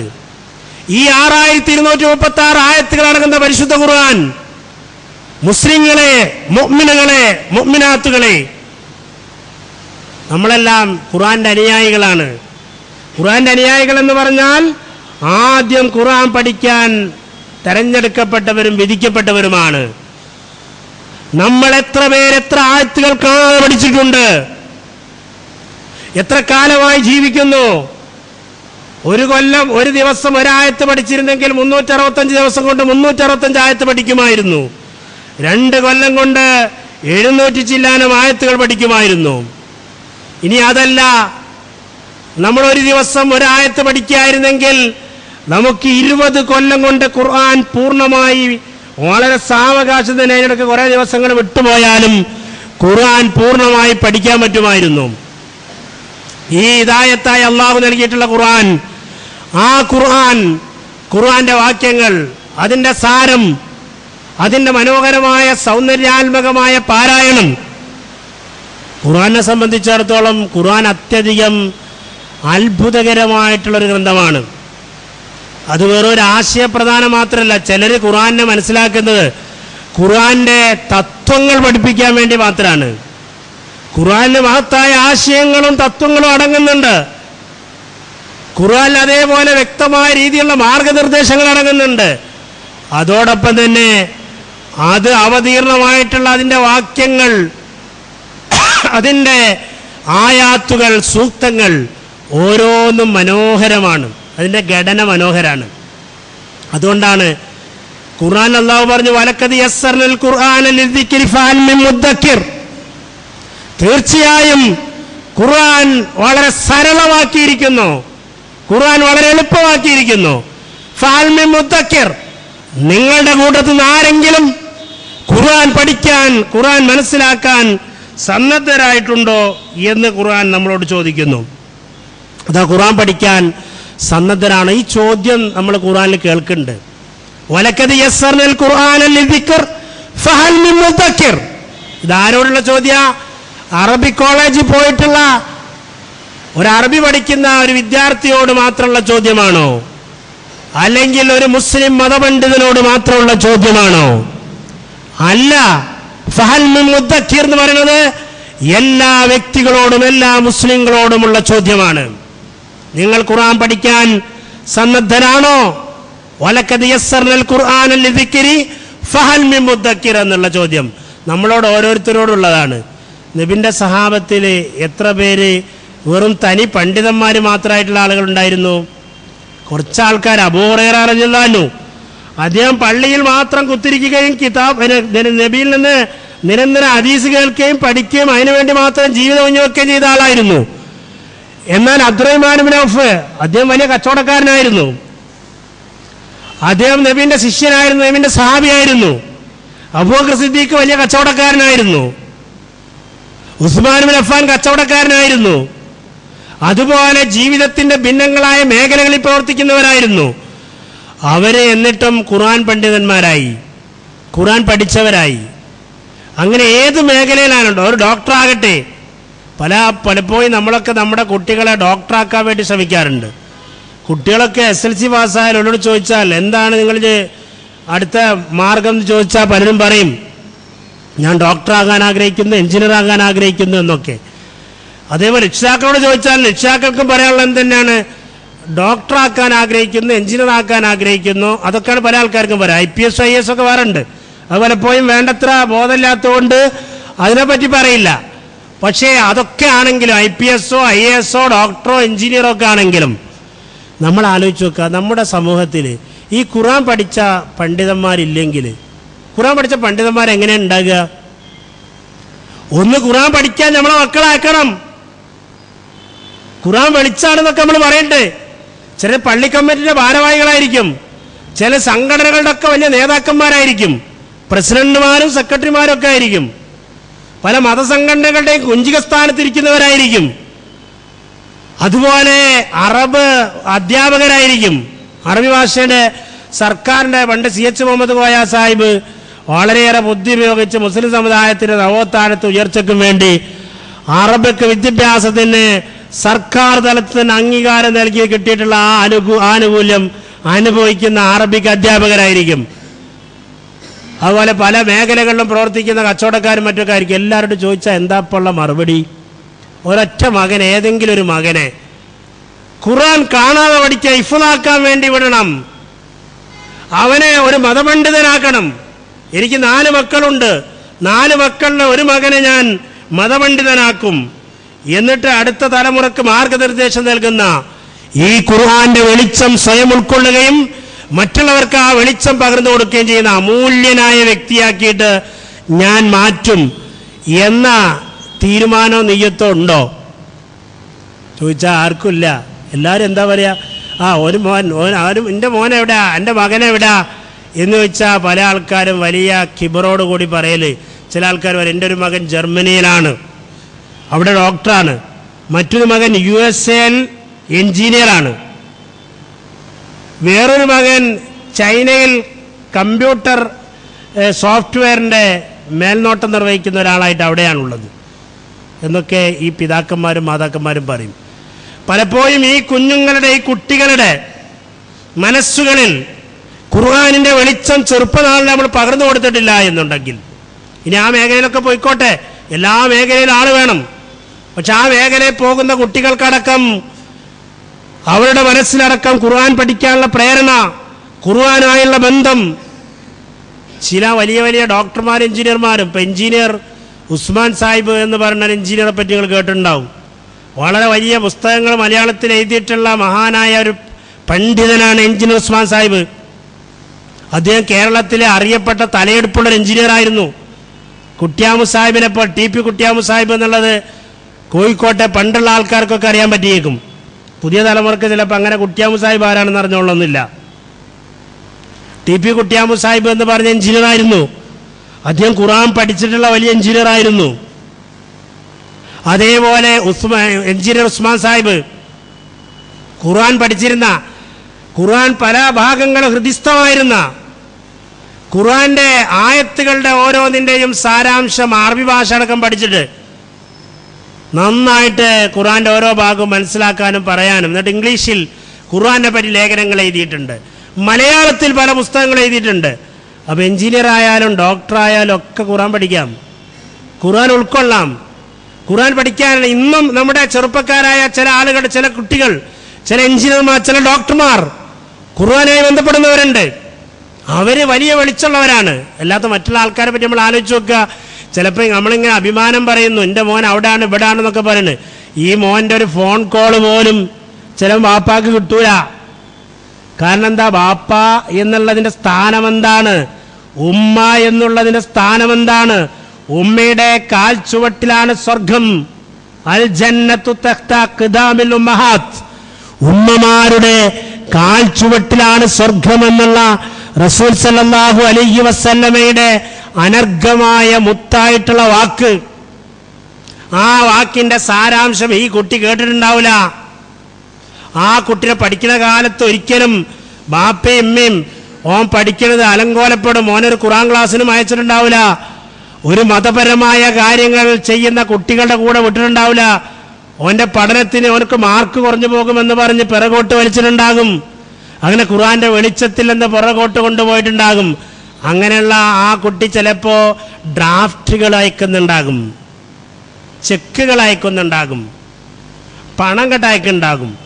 പക്ഷെ ഒരിറ്റ് സ്നേഹം, ഒരിറ്റ് കാരുണ്യം, വൃദ്ധരായി കിടക്കുന്ന മാതാപിതാക്കൾക്ക് വേണ്ടത് തങ്ങളുടെ സാന്നിധ്യമാണ്, തങ്ങളുടെ സ്നേഹവായ്പാണ്, തങ്ങളുടെ നല്ല വാക്കുകളാണ്, തങ്ങളുടെ തലോടലുകളാണ്. കുഞ്ഞുനാളിൽ ഞങ്ങൾക്ക് ഞങ്ങളുടെ മാതാപിതാക്കളെ നൽകിയിരുന്നു തുടങ്ങിയ കാര്യങ്ങളെപ്പറ്റി ആത്മീയമായ ബോധങ്ങൾ അത് ഫിസിക്സിന്റെ പുസ്തകത്തിലില്ല. ഓപ്പറേഷനെ പറ്റി പഠിപ്പിക്കുന്ന മെഡിക്കൽ MBBSന്റെ പുസ്തകത്തിൽ അതില്ല. അത് കിട്ടണമെങ്കിൽ ഈ ഖുർആന്റെ വെളിച്ചത്തിൽ വരണം. ആ ഖുർആന്റെ വെളിച്ചം നമ്മുടെ കുട്ടികൾക്ക് കിട്ടണം, നമുക്ക് ഓരോരുത്തർക്കും കിട്ടണം. നമ്മൾ ആലോചിച്ച് നോക്കുക, നമ്മളിപ്പോ 60 വയസ്സായിട്ടുണ്ടെങ്കിൽ ഈ 60 വർഷത്തിന്റെ ഇടയിൽ എത്ര ആയത്തുകൾ നമ്മൾ കാണാതെ പഠിച്ചു, എത്ര ആയത്തുകൾ നമ്മൾ അർത്ഥം പഠിച്ചു, എത്ര ആയത്തുകൾ നമ്മൾ വിശദീകരണം പഠിച്ചു. നമ്മളിപ്പോ ഒരു ചോദ്യമായിട്ട് ഈ റമദാനിന്റെ ഈ സന്ദർഭത്തിൽ ഈ ക്ലാസ് കേട്ടുകൊണ്ടിരിക്കുമ്പോ നമ്മുടെ മനസ്സിൽ ആ ചോദ്യം ശക്തമായി നമ്മൾ അമർത്തി വെക്കുക. എന്നിട്ട് ആ ചോദ്യത്തിന് നമ്മൾ കൃത്യമായൊരു ഉത്തരം കണ്ടെത്തണം. നബിയുടെ സഹാബാ കിറാമിനെ നമ്മൾ നോക്കുക. അവരോരോരുത്തരും ഖുർആൻ പഠിച്ചിരുന്നത് 40-ാമത്തെ വയസ്സിന് ശേഷമാണ്. നബി സല്ലല്ലാഹു അലൈഹി വസല്ലമ ഖുർആൻ പഠിച്ച 40-ാമത്തെ വയസ്സിന് ശേഷമാണ്. നമ്മൾ ചില പറയും നമുക്ക് വയസ്സായി ഖുർആൻ പഠിക്കാൻ പറ്റുമോ എന്ന്. ഇല്ല, 40-ാമത്തെ വയസ്സിന് ശേഷമാണ്. ചില സഹാബിമാരും സഹാബി വനിതകളൊക്കെ ഖുർആൻ പഠിച്ചത് അതിനേക്കാൾ വയസ്സായിട്ടാണ്. ചിലർ അതിന്റെ ആ വയസ്സിന്റെ പരിസരത്താണ് ഉമർ റളിയല്ലാഹു അൻഹു ഉണ്ടായിരുന്നത്. അബൂബക്കർ സിദ്ദീഖ് ഉണ്ടായിരുന്ന 40-ാമത്തെ വയസ്സിലാണ്. അവിടെ നിന്ന് അങ്ങോട്ട് 23 വർഷം കൊണ്ടാണ് അത് പഠിച്ചത്. അപ്പൊ അങ്ങനെ നമുക്ക് ഖുർആൻ പഠിക്കാൻ പറ്റുമോ? ആർക്കും പഠിക്കാൻ പറ്റും. ഇന്ന് ഖുർആൻ പഠിക്കൽ വളരെ ലളിതമാണ്, എളുപ്പമാണ്. വലക്കത് യസ്സർനൽ ഖുർആന ലിദിക്രി എന്ന് പറഞ്ഞ നബിന്റെ കാലഘട്ടത്തിൽ എളുപ്പമായതുപോലെ അതിനേക്കാൾ വളരെ സരളവും എളുപ്പമാണ് ഇന്ന്. പക്ഷെ നമ്മോട് അള്ളാഹു പരലോകത്ത് വെച്ച് ചോദിക്കുകയാണെങ്കിൽ നബി പറയുന്നുണ്ട്, നമ്മുടെ ഈ ഉമ്മത്തിനെ പറ്റി നബി പറയുന്നതായിട്ട് വിലപിക്കുന്നതായിട്ട് ഖുർആനിലുണ്ട്. ഇന്ന ഹാദൽ ഖുർആന മഹ്ജൂറ, തീർച്ചയായും എൻ്റെ ഈ സമുദായം ഖുർആനിനെ ദൂരേക്ക് അകന്യ കോടിയിൽ തള്ളിക്കളഞ്ഞു തമ്പുരാനെ എന്ന് പറയുന്നതായിട്ട് ഖുർആനിൽ രേഖപ്പെടുത്തിയിട്ടുണ്ട്. അപ്പൊ അങ്ങനെ ഖുർആൻ അകന്യ കോടി തള്ളിയിട്ടുള്ള ആളുകളുടെ കൂട്ടത്തിൽ നമ്മൾ പെടുന്നവരാകണോ? നമ്മൾ ഓരോരുത്തരും ആലോചിച്ച് നോക്കുക. നമ്മളുടെ ഈ ആയുസിന്റെ ഇടയിലുള്ള സന്ദർഭത്തിൽ, ഇത്രയും കാലത്തിന്റെ ജീവിതത്തിനിടയിൽ നമുക്ക് ആയത്തുകളുമായി ഖുർആന്റെ ഈ വെളിച്ചവുമായിട്ട് നമ്മുടെ അബ്ദുല്ലാഹി ഇബ്നു മസ്ഊദ് റളിയല്ലാഹു അൻഹു പറഞ്ഞിട്ടുണ്ട്. നബിന്റെ സഹാബിയാണ് അബ്ദുല്ലാഹി ഇബ്നു മസ്ഊദ്. ആരാണ് അബ്ദുല്ലാഹി ഇബ്നു മസ്ഊദ്? നമ്മൾ പല സഹാബിമാരെ പറ്റി ഇങ്ങനെ കേൾക്കാറുണ്ട്, എന്നാൽ വസ്തുനിഷ്ഠമായിട്ട് അവരെ പറ്റി ചിലപ്പോൾ ചിന്തിച്ച് മനസ്സിലാക്കിയിട്ടുണ്ടാവില്ല. അബ്ദുല്ലാഹി ഇബ്നു മസ്ഊദ് എന്ന് പറഞ്ഞാൽ നബിന്റെ സഹാബത്തിന്റെ കൂട്ടത്തിൽ ഏറ്റവും നന്നായി ഖുർആൻ പഠിച്ചിരുന്ന ഖുർആൻ പണ്ഡിതനാണ്. ഖുർആൻ പണ്ഡിതനാണ്. അദ്ദേഹം തന്നെ പറയുന്നുണ്ട്, ഖുർആനിലെ ഏതെങ്കിലും ഒരു വാക്യം അതെപ്പോൾ അവതീർണമായി, എവിടെ അവതീർണമായി എന്നുള്ള കാര്യം അറിയാത്ത ഒരൊറ്റ വാക്യവും എൻ്റെ അടുക്കലില്ല. ഇത് സഹാബത്തൊക്കെ അംഗീകരിച്ചിട്ടുള്ള ഇബ്നു മസ്ഊദിനെ പറ്റി. ആ അബ്ദുല്ലാഹി ഇബ്നു മസ്ഊദ് ഏറ്റവും നല്ല കാരിയായിരുന്നു, ഏറ്റവും നല്ല ഓത്തുകാരനായിരുന്നു. അതുകൊണ്ടാണ് നബി സല്ലല്ലാഹു അലൈഹി വസല്ലം ഒരു സന്ദർഭത്തിൽ അബ്ദുല്ലാഹി ഇബ്നു മസ്ഊദിനോട് പറഞ്ഞു, താങ്കൾ എനിക്ക് ഖുർആൻ ഓതിത്തരിക എന്ന് പറഞ്ഞു. അങ്ങനെ അദ്ദേഹം ഖുർആൻ ഓതി കൊടുത്തു. മനോഹരമായ ഓത്ത് ഓതിയിട്ട് നബിയെ പറ്റി പരാമർശിക്കുന്ന ഒരു വാക്യം വന്നു. നബി പരലോകത്ത് സാക്ഷിയായി വരുന്നതുമായി ബന്ധപ്പെട്ട വാക്യം വന്നപ്പോ നബി സല്ലല്ലാഹു അലൈഹി വസല്ലമക്ക് ആ വാക്യം മനസ്സിലേക്ക് തുളച്ചു കയറി. നബി സല്ലല്ലാഹു അലൈഹി വസല്ലം പറഞ്ഞു, യക്ഫി യക്ഫി ഹാദാ, ഇത് മതി, നിർത്തുക എന്ന് പറഞ്ഞു. നബിക്ക് ആ സന്ദർഭത്തിൽ നബിന്റെ മനസ്സിലെ വേവലാതിയും വേജാറും വെപ്രാളവും കടന്നു വന്നു. അങ്ങനെ ഖുർആൻ അത്യധികം ഈ സ്വാധീനിക്കുന്ന ഗ്രന്ഥമാണ്. ഖുർആന്റെ അർത്ഥം ആശയം അറിഞ്ഞിരുന്നാൽ പലപ്പോഴും നമ്മളിങ്ങനെ ചില പള്ളിയിലൊക്കെ പോയി നിൽക്കും, തറാവീനൊക്കെ നല്ല കിറാത്താണ് നമ്മൾ പോയി നിൽക്കും. ആ കിറാത്തിൻ്റെ സംഗീതാത്മകത മാത്രം കേട്ടിട്ടാണ് നമ്മൾ പലപ്പോഴും നിൽക്കുന്നത്. എന്നാൽ ആ സംഗീതാത്മകത തന്നെ മനോഹരമാണെങ്കിൽ, അതിൻ്റെ അർത്ഥതലങ്ങൾ നമുക്കറിയാമെങ്കിൽ, ഓരോരോ സൂറത്തുകളും സൂറത്തുൽ ആലയിൽ നിന്ന് വ്യത്യസ്തമാണ് സൂറത്തുൽ ഗാശിയ. സൂറത്തുൽ ആലയുടെ പ്രവാഹമല്ല സൂറത്തുൽ ഗാശിയക്കുള്ളത്. അത് ഖുർആന്റെ ഓരോ സൂറത്തുകളും ഓരോരോ മഹാനദികളെ പോലെയാണ്. ഗംഗാ നദിയുടെ ഒഴുക്കല്ല യമുനാ നദിക്കുള്ളത്, യമുനാ നദിയുടെ ഒഴുക്കല്ല ഭാരതപ്പുഴയ്ക്കുള്ളത്, അതിൻ്റെ പ്രവാഹമല്ല ടോങ്കോ നദിക്കുള്ളത്. അതിന് വ്യത്യസ്തങ്ങളായ ഓരോരോ നദികളും ഓരോരോ രീതിയിലായി പ്രവഹിച്ചുകൊണ്ടിരിക്കുന്നത് പോലെ ഈ 114 സൂറകളും 114 രീതിയിലായിട്ട് പ്രവഹിക്കുന്നവയാണ്. അതിൻ്റെ മനോഹരമായ വാക്യവീജികൾ അത് അബ്ദുല്ലാഹി ഇബ്നു മസ്ഊദിൽ നിന്ന് നബി കേട്ടു. സ്വഹാബത്തിൽ ഇതുപോലെ ഖുർആൻ പാരായണം ചെയ്യുന്ന മനോഹരമായ കാര്യങ്ങളുണ്ടായിരുന്നു. അബൂ മൂസൽ അശ്അരി റളിയല്ലാഹു അൻഹു, അദ്ദേഹം ഖുർആൻ പാരായണത്തിൽ അഗ്രഗണ്യനായിരുന്ന വ്യക്തിയാണ്. ഇവരൊക്കെ നബി സല്ലല്ലാഹു അലൈഹി വസല്ലമയിൽ നിന്ന് ഖുർആൻ കേട്ട് പഠിച്ചവരാണ്. അങ്ങനെയുള്ള ഖുർആന്റെ പാരായണം ഇത് പഠിക്കണം നമുക്ക്. അതെങ്ങനെ പഠിക്കാൻ പറ്റും? അത് പഠിക്കാൻ ഇന്ന് വളരെ എളുപ്പമാണ്. നമ്മുടെ എല്ലാം കയ്യിൽ മൊബൈലില്ലേ? ഉണ്ടല്ലോ. ഈ മൊബൈലിനെ പറ്റി അള്ളാഹു നമ്മോട് ചോദിക്കുകയാണെങ്കിൽ, നിങ്ങൾ 20,000 ചില ഫോണുകൾക്ക് 20,000, 30,000, 50,000, 1,00,000 രൂപയും ഒക്കെ വിലയുള്ള വിവിധ ഫെസിലിറ്റീസ് ഉള്ള മനോഹരങ്ങളായ ഫോണുകൾ ലഭ്യമാണ്. വെറും 500 രൂപ തൊട്ട് മേലോട്ട് എത്ര ഉറുപ്പികക്കും കിട്ടുന്നു. ഈ ഫോണുകളിലെല്ലാം നെറ്റ് സൗകര്യം ലഭ്യമാക്കാനും സാധിക്കുന്നു. പല ആളുകളുടെയും ഫോണുകളിൽ വാട്സപ്പ് ഉണ്ട്, ഫേസ്ബുക്ക് ഉണ്ട്, മെയിൽ സംവിധാനങ്ങളുണ്ട്, സൈറ്റുകൾ സെർച്ച് ചെയ്യാനുള്ള സംവിധാനങ്ങളുണ്ട്. ഇതെല്ലാം അടങ്ങുന്നു. ഇതെല്ലാം എന്തിനു വേണ്ടി ഉപയോഗിക്കുന്നു? നമ്മുടെ ചെറുപ്പക്കാരും മധ്യവയസ്കരുമായ ആളുകൾ, അതുപോലെ പല ആളുകളും എന്തിനു വേണ്ടി ഉപയോഗിക്കുന്നു വെച്ചാൽ വാട്സപ്പിൽ നെയ്മറിന്റെ ഫോട്ടോ അങ്ങോട്ടും ഇങ്ങോട്ടും അയക്കാൻ, മെസ്സിയുടെ ചിത്രം അങ്ങോട്ടും ഇങ്ങോട്ടും അയക്കാൻ, ഇതേപോലെയുള്ള അല്ലെങ്കിൽ ഫുട്ബോളിന്റെ ഏതെങ്കിലും ഗാനങ്ങൾ അങ്ങോട്ടും ഇങ്ങോട്ടും പാസ് ചെയ്യാൻ, ഇതിനു വേണ്ടി മാത്രമാണ് നമ്മൾ അത് ഉപയോഗിച്ചുകൊണ്ടിരിക്കുന്നത്. അധികം എടുത്തു നോക്കുക. ഇങ്ങനെയുള്ള കുറേ കാര്യങ്ങൾ, പിന്നെ കുറെ അനാവശ്യമായ ചിത്രങ്ങൾ, അനാവശ്യമായ സാധനങ്ങൾ, ഇതെല്ലാമായിട്ട് അള്ളാഹിന്റെ അടുക്കലേക്ക് ഈ മൊബൈൽ ഫോണും നമ്മളെയുമായിട്ട് വിചാരണ ചെയ്യുമ്പോൾ നമുക്ക് പറയാൻ സാധിക്കണം, പടച്ചോനെ ഞാൻ അങ്ങനെയുള്ള കാര്യങ്ങളൊക്കെ എൻ്റെ അത് ശുദ്ധമാക്കിയിട്ടുണ്ട്, എന്നിട്ട് എൻ്റെ അതിൽ പകരം എന്താ ഉള്ളത്? എൻ്റേതിലിതാ മുസ്ഹഫ് അൽ മദീന ഉണ്ട് എൻ്റെ മൊബൈലിൽ. മുസ്ഹഫ് അൽ മദീന എന്ന് പറയുന്നത് ഖുർആന്റെ ഏറ്റവും നല്ല, നമ്മളിപ്പോൾ ഇവിടെ കാണുന്ന മനോഹരമായ പ്രിന്റുള്ള കളർ പ്രിന്റുള്ള ഖുർആന്റെ കോപ്പി ഉണ്ടല്ലോ, ആ കളർ പ്രിന്റുള്ള ഖുർആന്റെ കോപ്പിയാണ്. അത് തജ്വീദിന്റെ അടയാളങ്ങളോടുകൂടി എവിടെ നീട്ടണം, എവിടെ കുറുക്കണം, എവിടെ മണിക്കണം, എവിടെയെല്ലാം അതേപോലെ ഏതെല്ലാം രീതിയിൽ നീട്ടിയും വിസ്തരിച്ചും ഓതണം തുടങ്ങിയ കാര്യങ്ങളെല്ലാം രേഖപ്പെടുത്തിയുള്ള മുസ്ഹഫ് മദീന, മദീന മുസ്ഹഫ് അതുണ്ട്. അത് ഡൗൺലോഡ് ചെയ്തെടുക്കുക. അതെൻ്റെ മൊബൈലിലുണ്ട്. ഈ വെളിച്ചം ഇതാ എൻ്റെ ഖുർആൻ ഞാൻ എൻ്റെ മൊബൈലിൽ എടുത്തിട്ടുണ്ട്, ഡൗൺലോഡ് ചെയ്തെടുത്തിട്ടുണ്ട്. എത്ര പേരുടെ ഇതിൽ അതുണ്ടാകും? ഇനി ഉള്ള പല ആൾക്കാരുടേതിലും എത്ര പേരത് ഉപയോഗിക്കുന്നുണ്ട്? അത് വെച്ച് ഓതാം. മുസ്ഹഫുകളൊക്കെ ഇന്ന് പണ്ടുള്ള ഇതിൽ അത് ഓലയിലും ഇലയിലും ഒക്കെ തോലിലും എല്ലിലൊക്കെ ക്രോഡീകരിച്ചിട്ടാണ് അബൂബക്കർ സിദ്ദീഖ് ഉണ്ടാക്കിയത്. പക്ഷെ പിന്നെ കുറച്ചു കാലം കഴിഞ്ഞപ്പോൾ ചൈനക്കാര് പിന്നെ അറബികളൊക്കെ പേപ്പറിന്റെ രംഗത്ത് കടന്നു വന്ന് സജീവമായപ്പോൾ പ്രിന്റിംഗ് ലോകം വികസിച്ചപ്പോൾ ഖുർആന്റെ പ്രിന്റിംഗ് രൂപമുണ്ടായി. അത് പ്രിന്റഡ് ആയിട്ടുള്ള കോപ്പികൾ നമുക്ക് ലഭ്യമായി. എന്നാൽ അതിൻ്റെ പിന്നാലെ ഇന്നിപ്പോൾ ഇലക്ട്രോണിക് ഖുർആനുകൾ ലഭ്യമാണ്. മൊബൈലിൽ അങ്ങനെ കിട്ടുന്നത് പോലെ തന്നെ ഓരോ ഖുർആൻ മാത്രമായിട്ടുള്ള ഇലക്ട്രോണിക് ഉപകരണം ഉണ്ട്. ആ ഇലക്ട്രോണിക് ഖുർആനാണ്. അതിൽ ഖുർആൻ കംപ്ലീറ്റ് കിട്ടും, ഖുർആന്റെ ഓത്തുകൾ കിട്ടും, തഫ്സീറുകൾ കിട്ടും, പരിഭാഷകൾ കിട്ടും, എല്ലാം കിട്ടുന്ന തരത്തിലുള്ള സംവിധാനങ്ങളുണ്ട്. ഇത് നമ്മുടെ ഈ മൊബൈലിലേക്ക് നമുക്ക് ഖുർആന്റെ കോപ്പി പകർത്തിയെടുക്കാം, നല്ല ഖിറാത്തുകൾ പകർത്തിയെടുക്കാം. ലോകോത്തരായ പല കാര്യങ്ങളുണ്ട്. മിഷാരി അൽ അഫാസി എന്ന് പറയുന്ന ഏറ്റവും നല്ല കാര്യം, അദ്ദേഹം കുവൈത്തിലുള്ള ഒരു പള്ളിയിലുള്ള ഇമാമും കാര്യവുമാണ്.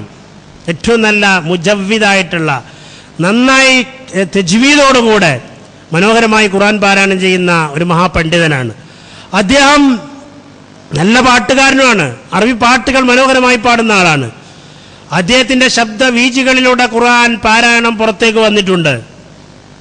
അത് നമുക്ക് കിട്ടും, അത് നമുക്ക് ഡൗൺലോഡ് ചെയ്തെടുക്കാം.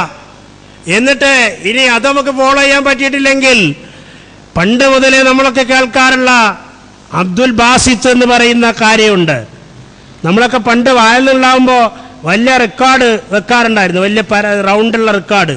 അതിൻ്റെ മുകളിലൊരു സാധനങ്ങൾ വെച്ചിട്ട് ഇങ്ങനെ കറങ്ങും. അപ്പോൾ അന്ന് ഖുർആന്റെ ഖിറാത്ത് കേൾക്കാറുണ്ടായിരുന്നു. വയലൊക്കെ നടക്കുമ്പോൾ അതിന് മുമ്പ് അങ്ങനെ വെക്കാറുണ്ടായിരുന്നു. ആ ഖിറാത്തിൽ അന്നേ ഓതിയിരുന്ന ആള് അബ്ദുൽ ബാസിത്താണ്. ആ അബ്ദുൽ ബാസിത്താണ് കാരികളുടെ ഉസ്താദ്, ആദ്യ കാലഘട്ടത്തിലുള്ള കാരി. അദ്ദേഹത്തിൻ്റെ ഖിറാത്തുണ്ട്. ആ ഖിറാത്ത് വളരെ സ്ലോ ആയിട്ട് ഏത് കുട്ടിക്കും കേട്ടുപഠിക്കാവുന്ന രീതിയിലുള്ള ഖിറാത്ത് അടങ്ങുന്ന അദ്ദേഹത്തിൻ്റെ ഖിറാത്ത് ലഭ്യമാണ്. നെറ്റിൽ നിന്ന് ഡൗൺലോഡ് ചെയ്യാം, ഒക്കെ ഫ്രീ ആയിട്ട് കിട്ടും. ഇതൊന്നും പൈസയും കൊടുക്കണ്ട. ചിലതൊക്കെ പൈസ കൊടുത്ത് വാങ്ങാവുന്ന ചില സാധനങ്ങൾ വേറെ ഉണ്ട്. പക്ഷെ ഇതൊന്നും പൈസ കൊടുക്കാതെ കിട്ടുന്ന സാധനങ്ങളാണ്. പക്ഷെ ഇങ്ങനെയുള്ള ഖുർആനിൻ്റെ ആ തരത്തിലുള്ള കോപ്പികളും അതിൻ്റെ ഖിറാത്തുകളും നമുക്ക് ഇഷ്ടപ്പെട്ടത് നമ്മൾ ഡൗൺലോഡ് ചെയ്തെടുത്തിട്ട് അതിൻ്റെ പിന്നാലെ കൂടി അത് കാണാതെ അത് ഓതി കേട്ട് പഠിച്ചൂടെ? കാണാതെ പഠിച്ചൂടെ? ഒരു ദിവസം 5 ആയത്ത് പഠിക്കുകയാണെങ്കിൽ 10 ദിവസം കൊണ്ട് 50 ആയത്തായി, 100 ദിവസം കൊണ്ട് 500 ആയത്തായി, 1000 ദിവസം കൊണ്ട് 5000 ആയത്തായി. അപ്പം അങ്ങനെ നമുക്ക് പഠിക്കാൻ പറ്റും. ഇങ്ങനെ ആരെങ്കിലും പഠിക്കുന്നുണ്ടോ? പഠിക്കുന്ന ധാരാളം ആൾക്കാരുണ്ട്. ഞാൻ ഈ കാര്യങ്ങളൊക്കെ നിങ്ങളോട് പറയുന്നത് റമദാൻ്റെ സന്ദർഭത്തിൽ നിങ്ങൾക്ക് നമ്മുടെ എല്ലാവരുടെയും ജീവിതത്തിൽ എന്തെങ്കിലും ഒരു തീരുമാനങ്ങളും മാറ്റങ്ങളും ഉണ്ടാകണമെന്നുള്ള നിലക്കാണ്. അപ്പം നമ്മൾ ഈ ക്ലാസ് കേട്ടിട്ട് ക്ലാസ്സിനെ പറ്റി ചിലപ്പോൾ പലപ്പോഴും പല പോയിന്റുകളും കാര്യങ്ങളൊക്കെ അടുക്കിയടുക്കി മനോഹരമായും സംഗീതാത്മകമായും അതേപോലെ ട്യൂണിങ്ങോട് കൂടിയും ഒക്കെ പറയുമ്പോൾ അത് കേട്ട് നമ്മളെ പ്രചോദനം ഉണ്ടായിട്ട് നമ്മൾ പറയും നല്ല ക്ലാസ് കേട്ടോ എന്ന് പറയും. പക്ഷെ ആ നല്ല ക്ലാസ്സാണ് എന്ന് പറയുന്നതോടുകൂടെ ആ ക്ലാസ് നല്ലതാണ് എന്നുണ്ടെങ്കിൽ നമ്മൾ ചെയ്യേണ്ടത് ആ ക്ലാസ്സിൽ പറഞ്ഞിട്ടുള്ള കാര്യങ്ങൾ ജീവിതത്തിൽ ഓരോന്നും എടുത്തെടുത്ത് പരിശോധിച്ചിട്ട് പകർത്തിയെടുക്കാൻ വേണ്ടി ശ്രമിക്കുക എന്നുള്ളതാണ്. അങ്ങനെയാണ് നബിന്റെ സഹാബത്ത് ചെയ്തിരുന്നത്. അപ്പം ഇതിലെ ഈ ഖുർആന്റെ ഇതുപോലുള്ള കാര്യങ്ങൾ ഒരു പള്ളിയിൽ, ഒരു സ്ഥലത്തുള്ള ഒരു പള്ളിയിൽ, നമ്മുടെ കേരളത്തിലുള്ള ഒരു പള്ളിയിൽ, ആ പള്ളിയിൽ ഒരു ഇമാമ് ഒരു സന്ദർഭത്തിൽ അവിടെ ഒരു ക്ലാസ്സിന് പോയപ്പോൾ രാത്രി തറാവീഹിന് അവിടെ ഒരാൾ ഇമാമൊക്കെ ഉണ്ട്. നല്ല ഓത്ത്. സൗദി അറേബ്യയിലുള്ള ഹറമിലുള്ള ഇമാമിൻ്റെ ഖിറാത്തിന് തുല്യമായിട്ടുള്ള അതേ ട്യൂണിങ്ങിലും അതേ രീതിയിലുമുള്ള ഒഴുക്കുള്ള ഖിറാത്ത് ഇങ്ങനെ ഓതിക്കൊണ്ടിരിക്കുന്നു. അപ്പോൾ അതൊക്കെ കഴിഞ്ഞ് ക്ലാസ് കഴിഞ്ഞ് ഞാൻ ചോദിച്ചു, ഇതാരാണ് ഇത് ഓതിയത്? ഇദ്ദേഹം എവിടെ പഠിച്ച ആളാണ്? ഇദ്ദേഹം എവിടെ നിന്നാണ് ഖുർആൻ ഹിഫ്ളാക്കിയത്? ഇദ്ദേഹം എവിടെ നിന്നാണ് പഠിച്ചിട്ടുള്ളത്? ഏതെങ്കിലും കോളേജിൽ പോയി പഠിച്ചിട്ടുണ്ടോ എന്നൊക്കെ ചോദിച്ചപ്പോൾ അദ്ദേഹത്തെ പരിചയപ്പെട്ട് നോക്കിയപ്പോൾ അദ്ദേഹം ഒരു കോളേജിലും പോയിട്ടില്ല, അദ്ദേഹം ഒരു അറബി കോളേജിലും പോയിട്ടില്ല, ഒരു ഹിഫ്ള് കേന്ദ്രത്തിലും പോയിട്ടില്ല. അദ്ദേഹം സൗദി അറേബ്യയിലെ ഒരു കച്ചവടക്കാരനാണ്. അദ്ദേഹത്തിൻ്റെ പാർട്ട്നേഴ്സും അവിടെ കച്ചവടം ചെയ്തുകൊണ്ടിരിക്കുന്നു. അദ്ദേഹം കച്ചവടത്തിൻ്റെ ഇടവേളകളിലൊക്കെ കിട്ടുന്ന സന്ദർഭങ്ങളിലെല്ലാം, കസ്റ്റമേഴ്സ് ഇല്ലാത്ത സന്ദർഭങ്ങളിലെല്ലാം അദ്ദേഹത്തിൻ്റെ പണി. നമ്മൾ വലിയ പണിയെടുക്കുന്നുണ്ട്. എന്തെല്ലാം ഫസാദിന് വേണ്ടി സമയം ചെലവാക്കുന്നു, എന്തെല്ലാം അനാവശ്യങ്ങൾക്ക് വേണ്ടി സമയം ചെലവാക്കുന്നു. നമുക്ക് ബോധം ഇല്ലാത്തതുകൊണ്ടും നമ്മുടെ സമയത്തിൻ്റെ ഗൗരവത്തെപ്പറ്റി നമ്മൾ ചിന്തിക്കാത്തതുകൊണ്ടും നമ്മുടെ ജീവിതത്തിൻ്റെ നശ്വരതയെപ്പറ്റി നമ്മൾ ആലോചിക്കാത്തതുകൊണ്ടുമാണ് നമ്മൾ അങ്ങനെ ഉപയോഗിക്കാത്തത്. അദ്ദേഹത്തിൻ്റെ സന്ദർഭങ്ങൾ ഉപയോഗിച്ചുകൊണ്ട്, കിട്ടുന്ന വേളകൾ ഉപയോഗിച്ചുകൊണ്ട് അദ്ദേഹം മുസ്ഹഫ് കമ്പ്യൂട്ടറിൽ തുറന്നു വെക്കുന്നു, നല്ല കിറാത്തും അതോടുകൂടി വെക്കുന്നു. അങ്ങനെ ആ കിറാത്ത്, അദ്ദേഹത്തിന് ഇഷ്ടപ്പെട്ട കിറാത്ത് വെച്ചിട്ട് ആ കിറാത്ത് അദ്ദേഹം കേൾക്കുന്നു, ഇത് നോക്കുന്നു. അങ്ങനെ ആവർത്തിച്ച് നോക്കുകയും കേൾക്കുകയും ചെയ്തിട്ട് ഒട്ടനവധി ഭാഗങ്ങൾ അദ്ദേഹം കാണാതെ പഠിക്കുകയും മനോഹരമായി ഓതാൻ സാധിക്കുന്ന വിധം പഠിക്കുകയും ചെയ്തിരിക്കുന്നു. അങ്ങനെ റമദാനിൽ അദ്ദേഹം നാട്ടിലേക്ക് വരും, പാർട്ട്ണറെ ഏൽപ്പിച്ചിട്ട്. എന്നിട്ട് പള്ളിയിൽ വന്നിട്ട്, സ്വന്തം നാട്ടിലെ പള്ളിയിൽ വന്നിട്ട് ഇമാമായിട്ട് നിൽക്കുന്നു. ഖുർആൻ വലക്കദ് യസ്സർനൽ ഖുർആന ലിദ്ദിക്രി ഫഹൽ മിൻ മുദ്ദക്കിർ. ഖുർആൻ പഠിക്കാൻ വളരെ എളുപ്പമാണ്. നിങ്ങളിൽ ആരെങ്കിലും ഖുർആൻ പഠിക്കാൻ സന്നദ്ധരാണോ? ആയുസ്സെത്രയായി, വയസ്സെത്രയായി, ഏത് സമയത്താണ് നമ്മൾ മരിച്ചു പോവുക എന്നുള്ള കാര്യം നമുക്കാർക്കും അറിയില്ലല്ലോ, നമ്മൾ ജനിച്ചതുപോലെ തന്നെ. അപ്പൊ ഇതിൻ്റെ ഇടയിൽ ഈ പരിശുദ്ധ ഖുർആൻ നമ്മുടെ ഈ മനോഹരമായ മൊബൈലില്, നമ്മുടെ മനോഹരമായ നമ്മുടെ കമ്പ്യൂട്ടറിൽ, നമ്മുടെ എല്ലാ സൗകര്യങ്ങളുമുള്ള നമ്മുടെ ലാപ്ടോപ്പിൽ, അതിനേക്കാൾ വിപുലമായ സൗകര്യങ്ങളുള്ള നമ്മുടെ ഐപാഡിൽ, ഐഫോണിൽ, ഇതിലൊക്കെ ഇത് ഡൗൺലോഡ് ചെയ്തെടുത്തിട്ട് ഇതുപയോഗിച്ച് എന്തുകൊണ്ട് നമുക്ക് നമ്മുടെ കുട്ടികൾക്ക് ഈ പ്രേരണ എന്തുകൊണ്ട് നമുക്ക് ഉണ്ടാക്കിക്കൂടാ? നമ്മുടെ കുട്ടികളിലെ കുറച്ച് കുട്ടികളെങ്കിലും, ഏതെങ്കിലും ചില കുട്ടികളെയെങ്കിലും എന്തുകൊണ്ട് നമുക്ക് മതപണ്ഡിതന്മാരാക്കിക്കൂടാ? ഖുർആൻ പഠിച്ചവരാക്കിക്കൂടാ? നമ്മൾ നബിനെ പറ്റി കേൾക്കുമ്പോൾ സല്ലല്ലാഹു അലൈഹി വസല്ലം എന്ന് പറയുന്നുണ്ട്. നമ്മൾ സ്വഹാബത്തിനെ പറ്റി കേൾക്കുമ്പോൾ റളിയല്ലാഹു അൻഹു എന്ന് പറയുന്നുണ്ട്. നമ്മൾ പൂർവികരായ പണ്ഡിതന്മാരെ പറ്റി കേൾക്കുമ്പോൾ എന്ത് പറയണം? റഹ്മത്തുള്ളാഹി അലൈഹി എന്ന് പറയണം. അത് നമ്മൾ പറയുന്നുണ്ട്. അതൊക്കെ അവർക്ക് വേണ്ടിയുള്ള പ്രാർത്ഥനയാണ്. അങ്ങനെ മഹാന്മാരായിട്ടുള്ള ആളുകൾ, ആ മഹാനായ നബി തിരുമേനി സല്ലല്ലാഹു അലൈഹി വസല്ലമയോടൊപ്പം സ്വർഗത്തിൽ എത്തിച്ചേരണമെന്നാണ് ഞാനും നിങ്ങളും ആഗ്രഹിക്കുന്നത്. അങ്ങനെയാണെങ്കിൽ ആ നബി സല്ലല്ലാഹു അലൈഹി വസല്ലമ പകർത്തിയെടുത്തുള്ള ഖുർആൻ, അത് നബി സല്ലല്ലാഹു അലൈഹി വസല്ലമ പഠിക്കുകയും പഠിപ്പിക്കുകയും ചെയ്തിട്ടുള്ള ഖുർആൻ, ആ ഖുർആൻ പഠിച്ച മക്കൾ നമുക്കുണ്ടാകുക എന്നുള്ള അഭിമാനല്ലേ? നബിന്റെ ഹദീസിലുണ്ട്, ഖുർആൻ കാണാതെ പഠിച്ച മക്കളുണ്ടായാൽ അവർക്ക് സ്വർഗത്തിൽ അല്ലാഹു ആ മാതാപിതാക്കൾ അതിൽ നെട്ടമുലർത്തിയിട്ടാണ് മക്കളെ പഠിപ്പിച്ചിട്ടുണ്ടെങ്കിൽ അവർക്ക് കിരീടം നൽകും, സ്വർഗത്തിൽ മനോഹരമായ കിരീടം അവർക്ക് നൽകുമെന്ന് പറഞ്ഞിട്ട് ഹദീസുകളുണ്ട്. അപ്പം അങ്ങനെ ആദരിക്കപ്പെടുന്നവരായി തീരും, മക്കളാൽ ആദരിക്കപ്പെടുന്നവരായി തീരും. അവനവൻ്റെ മക്കൾ അവർ അഭിമാനാർഹമായ രീതിയിൽ ഖുർആൻ പഠിച്ചവരും ഖുർആൻ കാണാതെ അറിയുന്നവരും അത് കൃത്യമായി ഓതാൻ അറിയുന്നവരും അതിൻ്റെ അർത്ഥം അറിയുന്നവരുമായിട്ടുള്ള ഒരു മകനെങ്കിലും എനിക്കുണ്ട് എന്നുള്ളതിൽ അഭിമാനം കൊള്ളുന്ന ആളുകളായി തീരാൻ നമുക്ക് സാധിക്കുന്നുണ്ടോ? സാധിക്കുന്നില്ല. പക്ഷെ ഡോക്ടറുണ്ട്, എഞ്ചിനീയർ ഉണ്ടെന്ന് പറയുമ്പോൾ അതിലൊക്കെ അഭിമാനമാണ്. IAS കാരനുണ്ട്, IPS കാരനുണ്ട് എന്ന് പറയുമ്പോൾ അഭിമാനമാണ്. ഇങ്ങനെ ഒരു മകനുണ്ട് എന്ന് പറഞ്ഞതിനുള്ള അഭിമാനബോധം ഈ സമുദായത്തിലുള്ള പല ആളുകൾക്ക് നഷ്ടമായി കൊണ്ടിരിക്കുന്നു. അതുകൊണ്ടാണ് നമ്മൾ നോക്കുക, മതപണ്ഡിതന്മാരെ മക്കളെ തന്നെ നോക്കുക, സംഘാടകരും സംഘടനാ നേതാക്കന്മാരുമായ ആൾക്കാരുടെ മക്കളെ നോക്കുക, പള്ളി കമ്മിറ്റിയുടെ ഭാരവാഹികളായ ആളുകളുടെ മക്കളെ നോക്കുക. ഒറ്റ കുട്ടി അറബിക്ക് കോളേജിലേക്ക് പോകുന്നില്ലല്ലോ, ഹിഫ്ദ് പഠിക്കാൻ പോകുന്നില്ലല്ലോ. ഇപ്പൊ കുറെ കൂടെ വ്യാപകമായി ഇതിനൊക്കെയുള്ള സംവിധാനങ്ങൾ വിപുലമായി വന്നിട്ടുണ്ട്. കുറച്ചൊക്കെ ബോധം നമ്മുടെ ആൾക്കാർക്കിടയിൽ, സാധാരണക്കാരായ ആളുകൾക്കിടയിൽ ഉണ്ടായിക്കൊണ്ടിരിക്കുന്നുണ്ട്. അത് വളരെ ശ്ലാഘനീയമായ കാര്യം തന്നെയാണ്. പക്ഷെ നമ്മൾ ഓരോരുത്തരും ആലോചിക്കുക, എന്നാൽ നല്ല ബുദ്ധിയുള്ള കുട്ടികൾ ഖുർആൻ പഠിക്കാൻ വന്നിട്ടില്ലെങ്കിൽ എന്താ ഉണ്ടാകുക? ഖുർആനെ ഏറ്റവും മനോഹരമായി ആഖ്യാനിക്കാനും വ്യാഖ്യാനിക്കാനും കൃത്യമായി പറഞ്ഞു കൊടുക്കാനും കൃത്യമായി ഓതി കൊടുക്കാനും സാധിക്കുന്ന ആളുകളില്ലാതെ അടുത്ത തലമുറ ദൗർലഭ്യം അനുഭവിക്കും. അടുത്ത തലമുറ പണ്ഡിതന്മാരുണ്ടാവില്ല. അറബി കോളേജിലേക്ക് പോകുന്ന ആരാ എന്ന് ചോദിച്ചാൽ, അറബി കോളേജിലേക്ക് വിടുന്നത് വേറെ ഒരു സീറ്റ് കിട്ടാത്ത കുട്ടിനെ, എൻ്റെ മോനെ ഞാൻ അങ്ങോട്ട് അയച്ചു. ഏറ്റവും ബുദ്ധിയുള്ള കുട്ടിനെ അയക്കണം. ഇപ്പം നമ്മുടെ കോളേജിലുള്ള അധ്യാപികയായിട്ടുള്ള സഹോദരി, അവരുടെ മകൻ ഏറ്റവും കൂടുതൽ മാർക്കോട് കൂടി SLC പാസ്സായിട്ടുള്ള മകൻ, ആ മകൻ്റെ താല്പര്യവും മാതാവിൻ്റെയും പിതാവിൻ്റെയും താല്പര്യം അനുസരിച്ച് അറബി കോളേജിലേക്ക് വിട്ടു. അവൻ അറബി കോളേജിൽ വന്നു. അവനോട് ഞാൻ ഒന്നാമത്തെ ക്ലാസ്സിൽ ചോദിച്ചു, എല്ലാ കുട്ടികളോടും ചോദിച്ചു, നിങ്ങൾ എന്തിനാണ് ഇവിടെ വന്നത്, നിങ്ങളുടെ താല്പര്യം എന്താണ്? അപ്പോൾ പല കുട്ടികളും പലതും പറഞ്ഞു. ഇവൻ പറഞ്ഞു, ഞാൻ ഖുർആൻ പഠിക്കാൻ വേണ്ടി തന്നെ വന്നതാണ്, എനിക്ക് മതപണ്ഡിതനാകണം, അതിനുവേണ്ടി വന്നതാണ് എന്ന് പറഞ്ഞു. ആ കുട്ടി പ്രിലിമിനറി സെക്കൻഡ് ഇയറിന് ഏറ്റവും ടോപ്പ് മാർക്കോട് കൂടി റാങ്ക് വാങ്ങി. മാത്രമല്ല ഖുർആൻ കംപ്ലീറ്റ് മെമ്മറൈസ് ചെയ്തുകൊണ്ട് ഏത് പുസ്തകവും പെട്ടെന്ന് മെമ്മറൈസ് ചെയ്യാൻ പറ്റും. പരീക്ഷക്കൊക്കെ പുസ്തകം അതേപോലെ പകർത്താൻ പറ്റുന്നു. ആണ് ഹാഫിദ് അബ്ദുള്ള തിരൂർക്കാട് എന്ന് പറഞ്ഞ കുട്ടി. അവനിപ്പോ ഖുർആൻ കംപ്ലീറ്റ് അർത്ഥസഹിതം അവനറിയാം. അതിൻ്റെ പാരായണം മനോഹരമായ രീതിയിൽ ഏത് രീതിയിൽ വേണമെങ്കിലും ഓതാൻ സാധിക്കും. ഇങ്ങനെയുള്ള മക്കൾ നമുക്കുണ്ടായാൽ നമുക്ക് അഭിമാനിക്കാൻ പറ്റും. നമ്മൾ കച്ചവടക്കാരനായിക്കോട്ടെ, നമ്മൾ ഡോക്ടറായിക്കോട്ടെ, നമ്മൾ എഞ്ചിനീയർ ആയിക്കോട്ടെ, നമ്മൾ അധ്യാപകനായിക്കൊള്ളട്ടെ, അങ്ങനത്തെ ഒരു മകനെങ്കിലും നമുക്കുണ്ടാകണം. അങ്ങനെ നമ്മളെ മക്കളെ വളർത്തിയെടുക്കണം. നമ്മളും ആ ശീലത്തിൽ വരണം. അല്ല എന്നുണ്ടെങ്കിൽ നമ്മളോട് ഈ മൊബൈൽ വെച്ച് നമ്മളെ വിചാരണ ചെയ്യുമ്പോൾ, നിങ്ങൾ ഇത്രയും കാലം ഭൂമിയിൽ ജീവിച്ചില്ലേ, ഞങ്ങൾക്കൊരു മെസ്സേജ് അയച്ചിനല്ലോ, നമ്മൾ ഏത് മെസ്സേജ് വന്നാലും ഉടനെ നോക്കൂലേ, മെസ്സേജ് വന്നാൽ അടയാളം ഉണ്ടാവും മൊബൈൽ ഫോണിലല്ലേ, അതിങ്ങനെ കാണിക്കുന്നുണ്ടാവും, അല്ലെ ശബ്ദം ഉണ്ടാവും, ബീപ്പ് ഉണ്ടാവും, പല ശബ്ദങ്ങൾ എന്താണ് വെച്ചിട്ടുണ്ടാവും. ഉടനെ മെസ്സേജ് വന്നാൽ നമ്മളെ തുറന്നു നോക്കും എന്തായാലുള്ള മെസ്സേജ് എന്നുള്ളത്.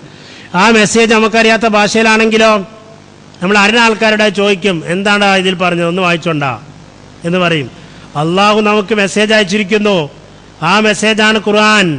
6236 ആയത്തുകളുള്ള 114 അധ്യായങ്ങളുള്ള പരിശുദ്ധ ഖുർആൻ. ആ ഖുർആനാകുന്ന മെസ്സേജ് അതൊരു തവണയെങ്കിലും ഒന്ന് വായിച്ചു നോക്കണ്ടേ, ഒരു തവണയെങ്കിലും ഒന്ന് അറിയണ്ടേ, ഒരു തവണയെങ്കിലും ഒന്ന് പഠിക്കണ്ടേ, ഒരു തവണയെങ്കിലും ഒന്ന് പാരായണം ചെയ്യണ്ടേ. അതിൻ്റെ എല്ലാ ഭാഗങ്ങളും നമുക്ക് കാണാതെ പഠിക്കാൻ പറ്റിയിട്ടില്ലെങ്കിലും കുറച്ച് ഭാഗങ്ങളെങ്കിലും നമ്മുടെ മനസ്സിലുണ്ടാകണ്ടേ. അബ്ദുല്ലാഹ് ഇബ്നു മസ്ഊദ് റളിയല്ലാഹു അൻഹുവിനെ പറ്റി ഞാൻ നേരത്തെ പറഞ്ഞു. അദ്ദേഹം പറഞ്ഞു, ഖുർആൻ മനസ്സിലില്ലാത്ത വീട്, ഒരു മനസ്സ് അത് പൊളിഞ്ഞ വീട് പോലെയാണ്. അൽ ബൈത്തുൽ ഖരിബ്, പൊളിഞ്ഞ വീട് പോലെയാണ് എന്ന് പറഞ്ഞു.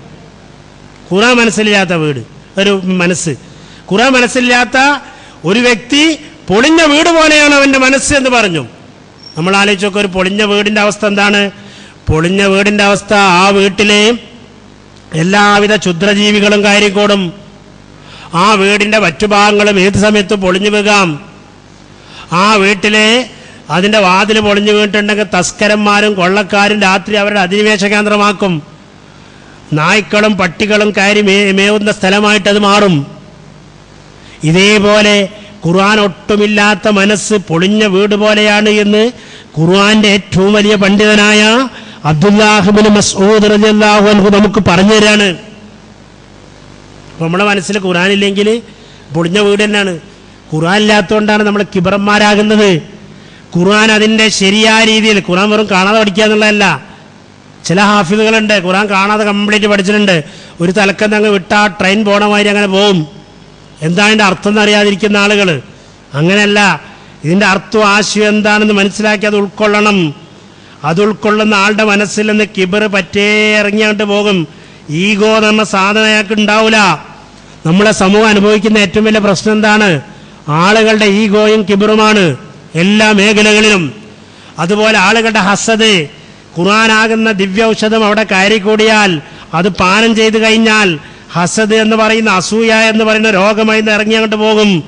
അവിടെ പിന്നെ ആ പാമ്പുണ്ടാവില്ല, ഹസദ് പറഞ്ഞ പാമ്പുണ്ടാവില്ല, അതുപോലെ കിബിർ എന്ന് പറഞ്ഞ തേളുണ്ടാവില്ല. ഇതേപോലെ ജീവിതത്തിലെ ദുർവൃത്തികൾ, അനാവശ്യങ്ങളിലേക്കുള്ള പ്രേരണ, തിന്മകൾ കാണാനുള്ള പ്രേരണ, അശ്ലീല ചിത്രങ്ങൾ സ്വീകരിക്കാനുള്ള പ്രേരണ, അശ്ലീല അനാവശ്യ പാട്ടുകൾ കേൾക്കാനുള്ള താല്പര്യം, ഇതൊക്കെ മനസ്സിൽ നിന്ന് ഒഴിഞ്ഞു പോകും. അവിടെ പകരം ഖുർആൻ കയറിക്കുമ്പോൾ നമുക്കറിയാം, നമ്മളൊരു ബോട്ടിലിന് നിറയെ മധുരമുള്ള ഒരു പാനീയം നിറച്ചു കഴിഞ്ഞാൽ പിന്നെ അതിൽ ചെളിവെള്ളം നിറക്കാനുള്ള സ്ഥലം ഉണ്ടാവില്ല. ഒരു ബോട്ടിലിന് നിറയെ മധുരമുള്ള ഒരു പഞ്ചസാര ഇട്ടിട്ടുള്ള ഒരു നാരങ്ങ വെള്ളം, ലൈം ജ്യൂസ് തന്നെ നമ്മൾ കയറ്റിട്ടാൽ, അത് കയറ്റിട്ട് കഴിഞ്ഞാൽ പിന്നെ അവിടെ ചീത്ത വെള്ളം കയറാനുള്ള സ്ഥലം ഉണ്ടാവില്ല. ഇതേമാതിരി ഖുർആൻ അവിടെ കയറ്റിട്ടാൽ അനാവശ്യങ്ങളൊക്കെ പുറത്തു പോകും. അനാവശ്യങ്ങൾക്ക് പിന്നെ അവിടെ സ്ഥാനം ഉണ്ടാവില്ല. ഇതാണ് ഇബ്നു മസ്ഊദ് റളിയല്ലാഹു അൻഹു പറഞ്ഞിട്ടുള്ളത്. അതുകൊണ്ട് നാം ഓരോരുത്തരും ഖുർആന്റെ ഈ വെളിച്ചം ഇത് മനസ്സിനകത്ത് കൊളുത്തി വെക്കാൻ വേണ്ടി ശ്രമിക്കുക. അത് വന്നു കഴിഞ്ഞാൽ എന്തുണ്ടാവും അറിയോ?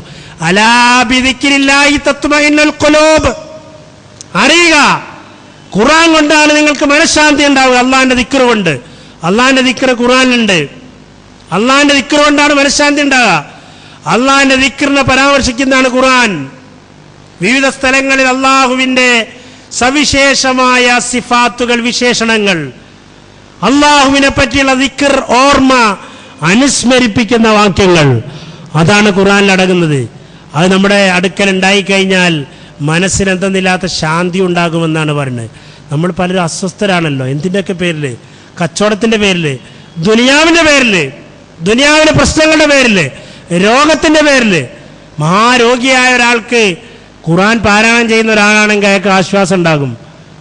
മഹാരോഗം കൊണ്ട് പരീക്ഷിക്കപ്പെട്ട അയ്യൂബ് നബിയുടെ ഖുർആന്റെ ഭാഗങ്ങൾ അയാൾ പാരായണം ചെയ്യുമ്പോൾ എത്ര കടുത്ത പരീക്ഷണം അയ്യൂബ് നബിക്ക് നേരിട്ടു. അയ്യൂബ് നബി എന്താണ് പറഞ്ഞത്? അവിടെ എത്തുമ്പോൾ അയാൾക്ക് ശാന്തി കിട്ടും. അതേപോലെ സ്വന്തം മകൻ എവിടെയോ ദൂരെ നഷ്ടപ്പെട്ടു പോയി, മിസ്സായി പോയിട്ട് വേദനിച്ചുകൊണ്ടിരിക്കുന്ന പിതാവിനും മാതാവിനും യൂസുഫ് അലൈഹി സ്വലാത്തു വസ്സലാമിൻ്റെ ചരിത്രത്തിൻ്റെ ഭാഗങ്ങളിലൂടെ പാരായണം ചെയ്തു പോകുമ്പോൾ ഇന്നമാ അഷ്കൂ ബസ്സി വഹുസ്നി ഇലല്ലാഹ്, ഞാൻ എൻ്റെ സങ്കടങ്ങളും വേവലാദികളും വേദനകളും അള്ളാഹുവിൻ്റെ മുമ്പിൽ മാത്രമാണ് ഇറക്കി വെക്കുന്നത് എന്ന് പറഞ്ഞിട്ടുള്ള വയോവൃദ്ധനായിട്ടുള്ള, കണ്ണുകൾ കാണാതായി പോയിട്ടുള്ള, നരച്ചുപോയിട്ടുള്ള യാക്കൂബ് അലൈഹി സ്വലാത്തു വസ്സലാമിൻ്റെ പരാമർശങ്ങൾ വരുമ്പോൾ നമുക്ക് ശാന്തി ഉണ്ടാകും, സമാധാനമുണ്ടാകും. ഇതുപോലെ ഓരോരോ രംഗങ്ങളിലും ഖുർആന്റെ വിവിധ ഖുർആനിലൂടെ കടന്നു പോകുന്ന ഒരു വ്യക്തിക്ക് എന്തെന്നില്ലാത്ത പ്രശാന്തിയും വെളിച്ചവും കിട്ടും. ഈ വെളിച്ചത്തിൽ റസൂൽ സല്ലല്ലാഹു അലൈഹി വസല്ലമ നടന്നു. അതാണ് റസൂലിന്റെ സിറാജും മുനീർ എന്ന് പറഞ്ഞത്. ആ വെളിച്ചത്തിന്റെ പിന്നാലെ സഹാബത്ത് നടന്നപ്പോൾ അവരുടെ മനസ്സിന് വെളിച്ചമുണ്ടായി. അവരുടെ ആ വെളിച്ചത്തിന്റെ പിന്നാലെ താബീങ്ങളും താബീങ്ങളൊക്കെ നടന്നപ്പോൾ അവർ ലോകത്തിന്റെ ഏറ്റവും ഉയരങ്ങളിലേക്ക് ഉയർന്നു, ലോകത്തിലെ ഏറ്റവും ഉന്നതരായി തീർന്നു. അവരുടെ കൂട്ടത്തിലാണ് എല്ലാവിധ സയന്റിസ്റ്റുകളും ഉണ്ടായത്. മുഹമ്മദ് ഇസ്മായിൽ ഖൊറോസ്മി എന്ന് പറഞ്ഞ ഗണിതശാസ്ത്രജ്ഞനുണ്ടായി. ഇബ്നു സീന എന്ന് പറയുന്ന ലോകത്തറിയപ്പെട്ട ഏറ്റവും വലിയ വൈദ്യശാസ്ത്രജ്ഞനുണ്ടായി. ഇബ്നു ഹയ്യാൻ എന്ന് പറയുന്ന ലോകത്തെ ഏറ്റവും അറിയപ്പെട്ട രസതന്ത്രജ്ഞനുണ്ടായി. അതുപോലെ ലോകത്തിലെ ഏറ്റവും വലിയ ചരിത്രകാരനായ ഇബ്നു ഖൽദൂനും ഇബ്നു ജരീർ ത്വബരിയും ഉണ്ടായി. ഇവരെല്ലാം ഖുർആൻ മനസ്സിലേക്ക് എടുത്തിരുന്ന, കൊച്ചുനാളിൽ തന്നെ ഖുർആൻ കാണാതെ പഠിച്ചിരുന്ന പണ്ഡിതന്മാർ കൂടിയാണ്.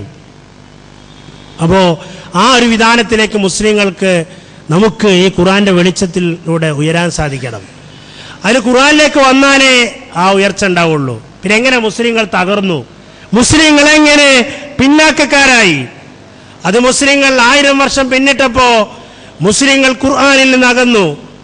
മുസ്ലിങ്ങൾ പലവിധ ഫിഖിന്റെ കാലകളിലും കീലകളിലും ചർച്ചകളിലും ഒതുങ്ങിക്കൂടുകയും പക്ഷപാതിത്വങ്ങളിലും മതവിപക്ഷപാതിത്വങ്ങളിലും അടിഞ്ഞുകൂടുകയും ചെയ്തു. ഖുർആനിന്റെ ദിവ്യ വെളിച്ചത്തിൽ നിന്ന് അകന്നുപോയി, അവ പിറകോട്ട് പോയി.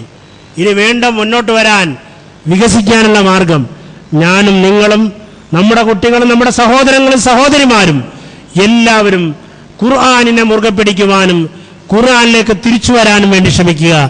അങ്ങനെയാണെങ്കിൽ ഖുർആൻ പരലോകത്ത് നമുക്ക് ശുപാർശകനായി തീരും എന്ന് റസൂൽ സല്ലല്ലാഹു അലൈഹി വസല്ലം പറഞ്ഞിട്ടുണ്ട്. അപ്പോൾ റമദാനിന്റെ ഈ വിലപ്പെട്ട സന്ദർഭങ്ങളിൽ ഖുർആനെ മാറോട് അണച്ചു പിടിക്കുവാനും ഖുർആനിൽ നിന്നുള്ള സത്യ വെളിച്ചങ്ങളെ മനസ്സിലേക്ക് കടത്തിവിടുവാനും, അതിന് മനസ്സിന്റെ വാതായനം തുറന്നു വെക്കുക, ഖുർആന്റെ വാതിലുകൾ തുറന്ന് ഖുർആനിലേക്ക് കടക്കുക. അങ്ങനെ നമ്മൾ ഖുർആൻ കൊണ്ട് നമ്മുടെ മനസ്സിനെ സജീവമാക്കുക. നമ്മുടെ പ്ലഗുകൾ, നമ്മുടെ സ്വിച്ചുകൾ, നമ്മുടെ ചാർജിങ് അത് ഖുർആനിലാകട്ടെ. നമുക്കറിയാം, നമ്മുടെ മൊബൈലിനെ നമ്മൾ ചാർജ് ചെയ്യുന്നുണ്ട്. ആ ചാർജ് ചെയ്തിട്ടില്ല എന്നുണ്ടെങ്കിൽ മൊബൈലിന് ഒരിക്കലും എന്തുണ്ടാവില്ല, അത് നിൽക്കാൻ പറ്റില്ല. ഇതേപോലെ ഖുർആനിൽ നമ്മൾ വെളിച്ചം സ്വീകരിച്ച് നമ്മുടെ മനസ്സിനെ ചാർജ് ചെയ്യുക. അങ്ങനെ ചാർജ് ചെയ്യുകയാണെങ്കിൽ നമുക്ക് ഖുർആന്റെ വെളിച്ചത്തിൽ നടക്കാൻ പറ്റും. അങ്ങനെ റസൂൽ സല്ലല്ലാഹു അലൈഹി വസല്ലമ നടന്നിട്ടുള്ളതുപോലെ ആ മാതൃക പിന്തുടർന്ന് നടക്കുകയാണെങ്കിൽ ജന്നാത്തുൽ ഫിർദൗസിൽ, എന്തിനാ നോമ്പ്? എന്തിനാ സക്കാത്ത്, എന്തിനാ സദക്ക? എല്ലാം ജന്നാത്തുൽ ഫിർദൗസിലെത്താൻ, എല്ലാം സ്വർഗത്തിലെത്തിച്ചേരാൻ. അതിനുവേണ്ടിയാണ് നമ്മൾ പ്രാർത്ഥിച്ചുകൊണ്ടിരിക്കുന്നത്. നരകത്തിൽ നിന്ന് രക്ഷപ്പെടാനാണ്. അതിനുള്ള ഏറ്റവും പ്രധാനപ്പെട്ട ഒരു ഉപാധി ഖുർആനെ മാറോട് അണച്ചു പിടിക്കുക, ഖുർആനിൽ ജീവിക്കുക, ഖുർആനിൽ സഞ്ചരിക്കുക, ഖുർആൻ ഓതുക, ഖുർആന്റെ അർത്ഥം പഠിക്കുക, ഖുർആൻ കാണാതെ പഠിക്കുക. ഇപ്പോൾ നമ്മളെല്ലാം പ്രതിജ്ഞ ചെയ്യുക, ഇന്ന് ഈ സെക്കൻഡ് തൊട്ട് അടുത്ത നിമിഷം തൊട്ട് സാധ്യമാകുന്നത്ര എങ്ങനെയൊക്കെ സാധിക്കോ അത്രയും ഞാൻ ഖുർആനിലേക്ക് നടന്നെടുക്കും. ഖുർആൻ ഒരു മഹാസമുദ്രമാണ്. ആ സമുദ്രത്തിന്റെ തീരങ്ങളിൽ പോയി നിൽക്കാം. തീരങ്ങളിൽ പോയി നിന്നാൽ അവിടെ സമുദ്രത്തിലൂടെ സഞ്ചരിക്കുന്ന മഹാകപ്പലുകളെ, മഹാവഞ്ചികളെ, മഹാ ഉരുക്കളെ, മഹാബോട്ടുകളെ, തോണികളെയൊക്കെ കാണാം. അതുപോലെ അതിന്റെ കരയിലുള്ള കക്കയും ചിപ്പിയുമൊക്കെ പെറുക്കാം. അങ്ങനെ ഖുർആന്റെ ഓരത്ത് നിന്നാൽ. എന്നാൽ ആ ഖുർആന്റെ അടിയിലേക്ക് ഇറങ്ങിച്ചെന്നാലോ സമുദ്രത്തിന്റെ അഗാധ തലങ്ങളിലേക്ക് എത്തിച്ചേരുന്നത് പോലെ സമുദ്രത്തിന്റെ അഗാധ തലങ്ങളിൽ ചെന്നാൽ എന്തെല്ലാം ഉണ്ട്. സമുദ്രത്തിന്റെ അടി നമ്മൾ കണ്ടിട്ടുണ്ടെങ്കിൽ നമുക്കത് മനസ്സിലാക്കാൻ പറ്റും. അത് പല ഫിലിമുകളിലും കിട്ടാനുണ്ട്. മാത്രമല്ല, ലക്ഷദ്വീപിൽ നമ്മൾ സഞ്ചരിക്കുകയാണെങ്കിൽ ലക്ഷദ്വീപിലെ ഗ്ലാസ് ബോട്ടുകളിൽ നമുക്ക് സമുദ്രത്തിന്റെ അടി രാവിലെ 11 മണിക്ക് സൂര്യന്റെ ലൈറ്റ് സമുദ്രത്തിലേക്ക് അടിക്കുമ്പോൾ ആ സന്ദർഭത്തിൽ സമുദ്രത്തിന്റെ അടി നമുക്ക് ഒന്നാകെ എടുത്തു കാണിച്ചു തരുന്ന രീതിയിൽ ഗ്ലാസ് ബോട്ടുകളിൽ സഞ്ചരിച്ചിട്ട് നമുക്ക് കടൽ സമുദ്രത്തിന്റെ അടി കാണാൻ പറ്റും. എന്തെല്ലാം വൈവിധ്യങ്ങളാണ് സമുദ്രത്തിന്റെ അടിയിലുള്ളതെന്ന് നമ്മൾ അവിടെ പോയി നോക്കിയാൽ നമുക്ക് കാണാൻ പറ്റും. വളരെ വളരെ വൈവിധ്യമാർന്നിട്ടുള്ള മത്സ്യങ്ങൾ, നമ്മൾ ഇന്ന് വരെ കണ്ടിട്ടില്ലാത്ത പലവിധ സാധനങ്ങളും സമുദ്രത്തിന്റെ അടിയിൽ കൂട്ടിയിടപ്പെട്ടിരിക്കുന്നു. അതുമാത്രമല്ല, സമുദ്രത്തിന്റെ അടിയിൽ കൂരാക്കൂരിരുട്ടാണ് ചില ഭാഗങ്ങളിൽ. ആ ഇരുട്ടുള്ള സ്ഥലങ്ങളിൽ സഞ്ചരിക്കുന്ന മത്സ്യങ്ങൾക്ക് അല്ലാഹു വിളക്ക് കൊടുത്തിരിക്കുന്നു. അതിൻ്റെ മുകളിൽ നമ്മൾ ഇതേപോലെ ഇങ്ങനെ സ്റ്റാൻഡിന് മുകളിൽ കുത്തിവെച്ചതുപോലെ അതിന് സ്റ്റാൻഡിന് മുകളിൽ കുത്തിവെച്ച വിളക്ക്, അതിൻ്റെ ചിത്രങ്ങളുണ്ട്. അതൊക്കെ സമുദ്രത്തിന്റെ അടിയിലുള്ള വിശേഷങ്ങളാണ്. ഇതുപോലെ ഖുർആന്റെ അടിയിലേക്ക് നമ്മൾ ഇറങ്ങിച്ചെല്ലുകയാണെങ്കിൽ സൂര്യൻ ഇദശംസു കുവ്വിറത്ത് എന്നുള്ളൊരു ആയത്തിന്റെ ഉള്ളിൽ തന്നെ നമ്മളങ്ങ് ഇറങ്ങിച്ചെന്നാൽ അവിടങ്ങളിൽ നമുക്ക് അതിശയകരമായ അത്ഭുതങ്ങളുടെ, ഖുർആൻ പറയുന്ന സൂര്യന്റെ മരണത്തെയും ജന്നത്തെയും പറ്റി പറയുന്ന അത്ഭുതങ്ങളുടെ ആയങ്ങളിലേക്ക് ജോർജ് ഗാമോവിന്റെ the death and the birth and death of the sun എന്ന് പറയുന്ന പുസ്തകമുണ്ട്. ആ പുസ്തകത്തിൽ പറഞ്ഞിട്ടുള്ള കാര്യങ്ങളുടെ അഗാധ തലങ്ങളുടെ അർത്ഥതലങ്ങൾ എന്താണ് എന്ന്, ഇദശംസു കുവ്വിറത്ത് എന്നുള്ള ആയത്തിന്റെ അർത്ഥം എന്താണെന്നുള്ള നമുക്ക് മനസ്സിലാവും. ഞാനിപ്പോൾ ഒന്നും പറഞ്ഞ് നീട്ടുന്നില്ല. അതൊക്കെ നിങ്ങൾ പഠിക്കുക, കൂടുതൽ മനസ്സിലാക്കുക, ചിന്തിക്കുക. അതിനൊക്കെ പുസ്തകങ്ങളും സംവിധാനങ്ങളുമുണ്ട്. അപ്പോൾ ഈ വക കാര്യങ്ങളിലൂടെ ഖുർആന്റെ ഓരത്തും തീരത്തും അടിയിലും എല്ലാം ഖുർആൻ, സമുദ്രത്തിനടിയിൽ മുങ്ങിക്കപ്പലുകളുള്ളതുപോലെ ഖുർആന്റെ അടിയിൽ പലതരത്തിലുള്ള ആശയങ്ങളും അടങ്ങിയിട്ടുണ്ട്. അവകൾ നമ്മുടെ മനസ്സോട് ചേർത്ത് വെക്കാനും അങ്ങനെ അത് പഠിക്കാനും ലോകത്തിലെ ഏറ്റവും ഉത്തമമായ ഗ്രന്ഥം. നമുക്കിപ്പോൾ 30 റുപ്യയോ 8 റുപ്യ കൊടുത്താൽ ചില പുസ്തകം കിട്ടും, ചിലത് 30 റുപ്യ കൊടുത്താൽ കിട്ടും തോന്നുന്നു. അപ്പോൾ അത് കിട്ടും. പക്ഷെ 30 റുപ്യ അല്ല അതിൻ്റെ വില, 8 റുപ്യയല്ല അതിൻ്റെ വില. ഈ ലോകത്തിൻ്റെ സൃഷ്ടാവായിട്ടുള്ള, നമ്മൾ കാണുന്ന ഈ ആകാശങ്ങളുടെ ഭൂമിയുടെ നക്ഷത്രങ്ങളുടെ എല്ലാം സൃഷ്ടാവായിട്ടുള്ള തമ്പുരാൻ, ഏറ്റവും ഉത്കൃഷ്ട സൃഷ്ടിയായി ഭൂമിയിൽ സൃഷ്ടിച്ചു വെച്ചിട്ടുള്ള നമ്മളാകുന്ന മനുഷ്യർ, ബുദ്ധി എന്നുള്ള അപാരമായ സാധനം നൽകിയിട്ടുള്ള നമ്മൾ, ആ നമുക്ക് മാർഗദർശനത്തിനായി അള്ളാഹു നമ്മോട് നടത്തുന്ന സംഭാഷണം, അതാണ് പരിശുദ്ധ ഖുർആൻ അടങ്ങുന്നത്.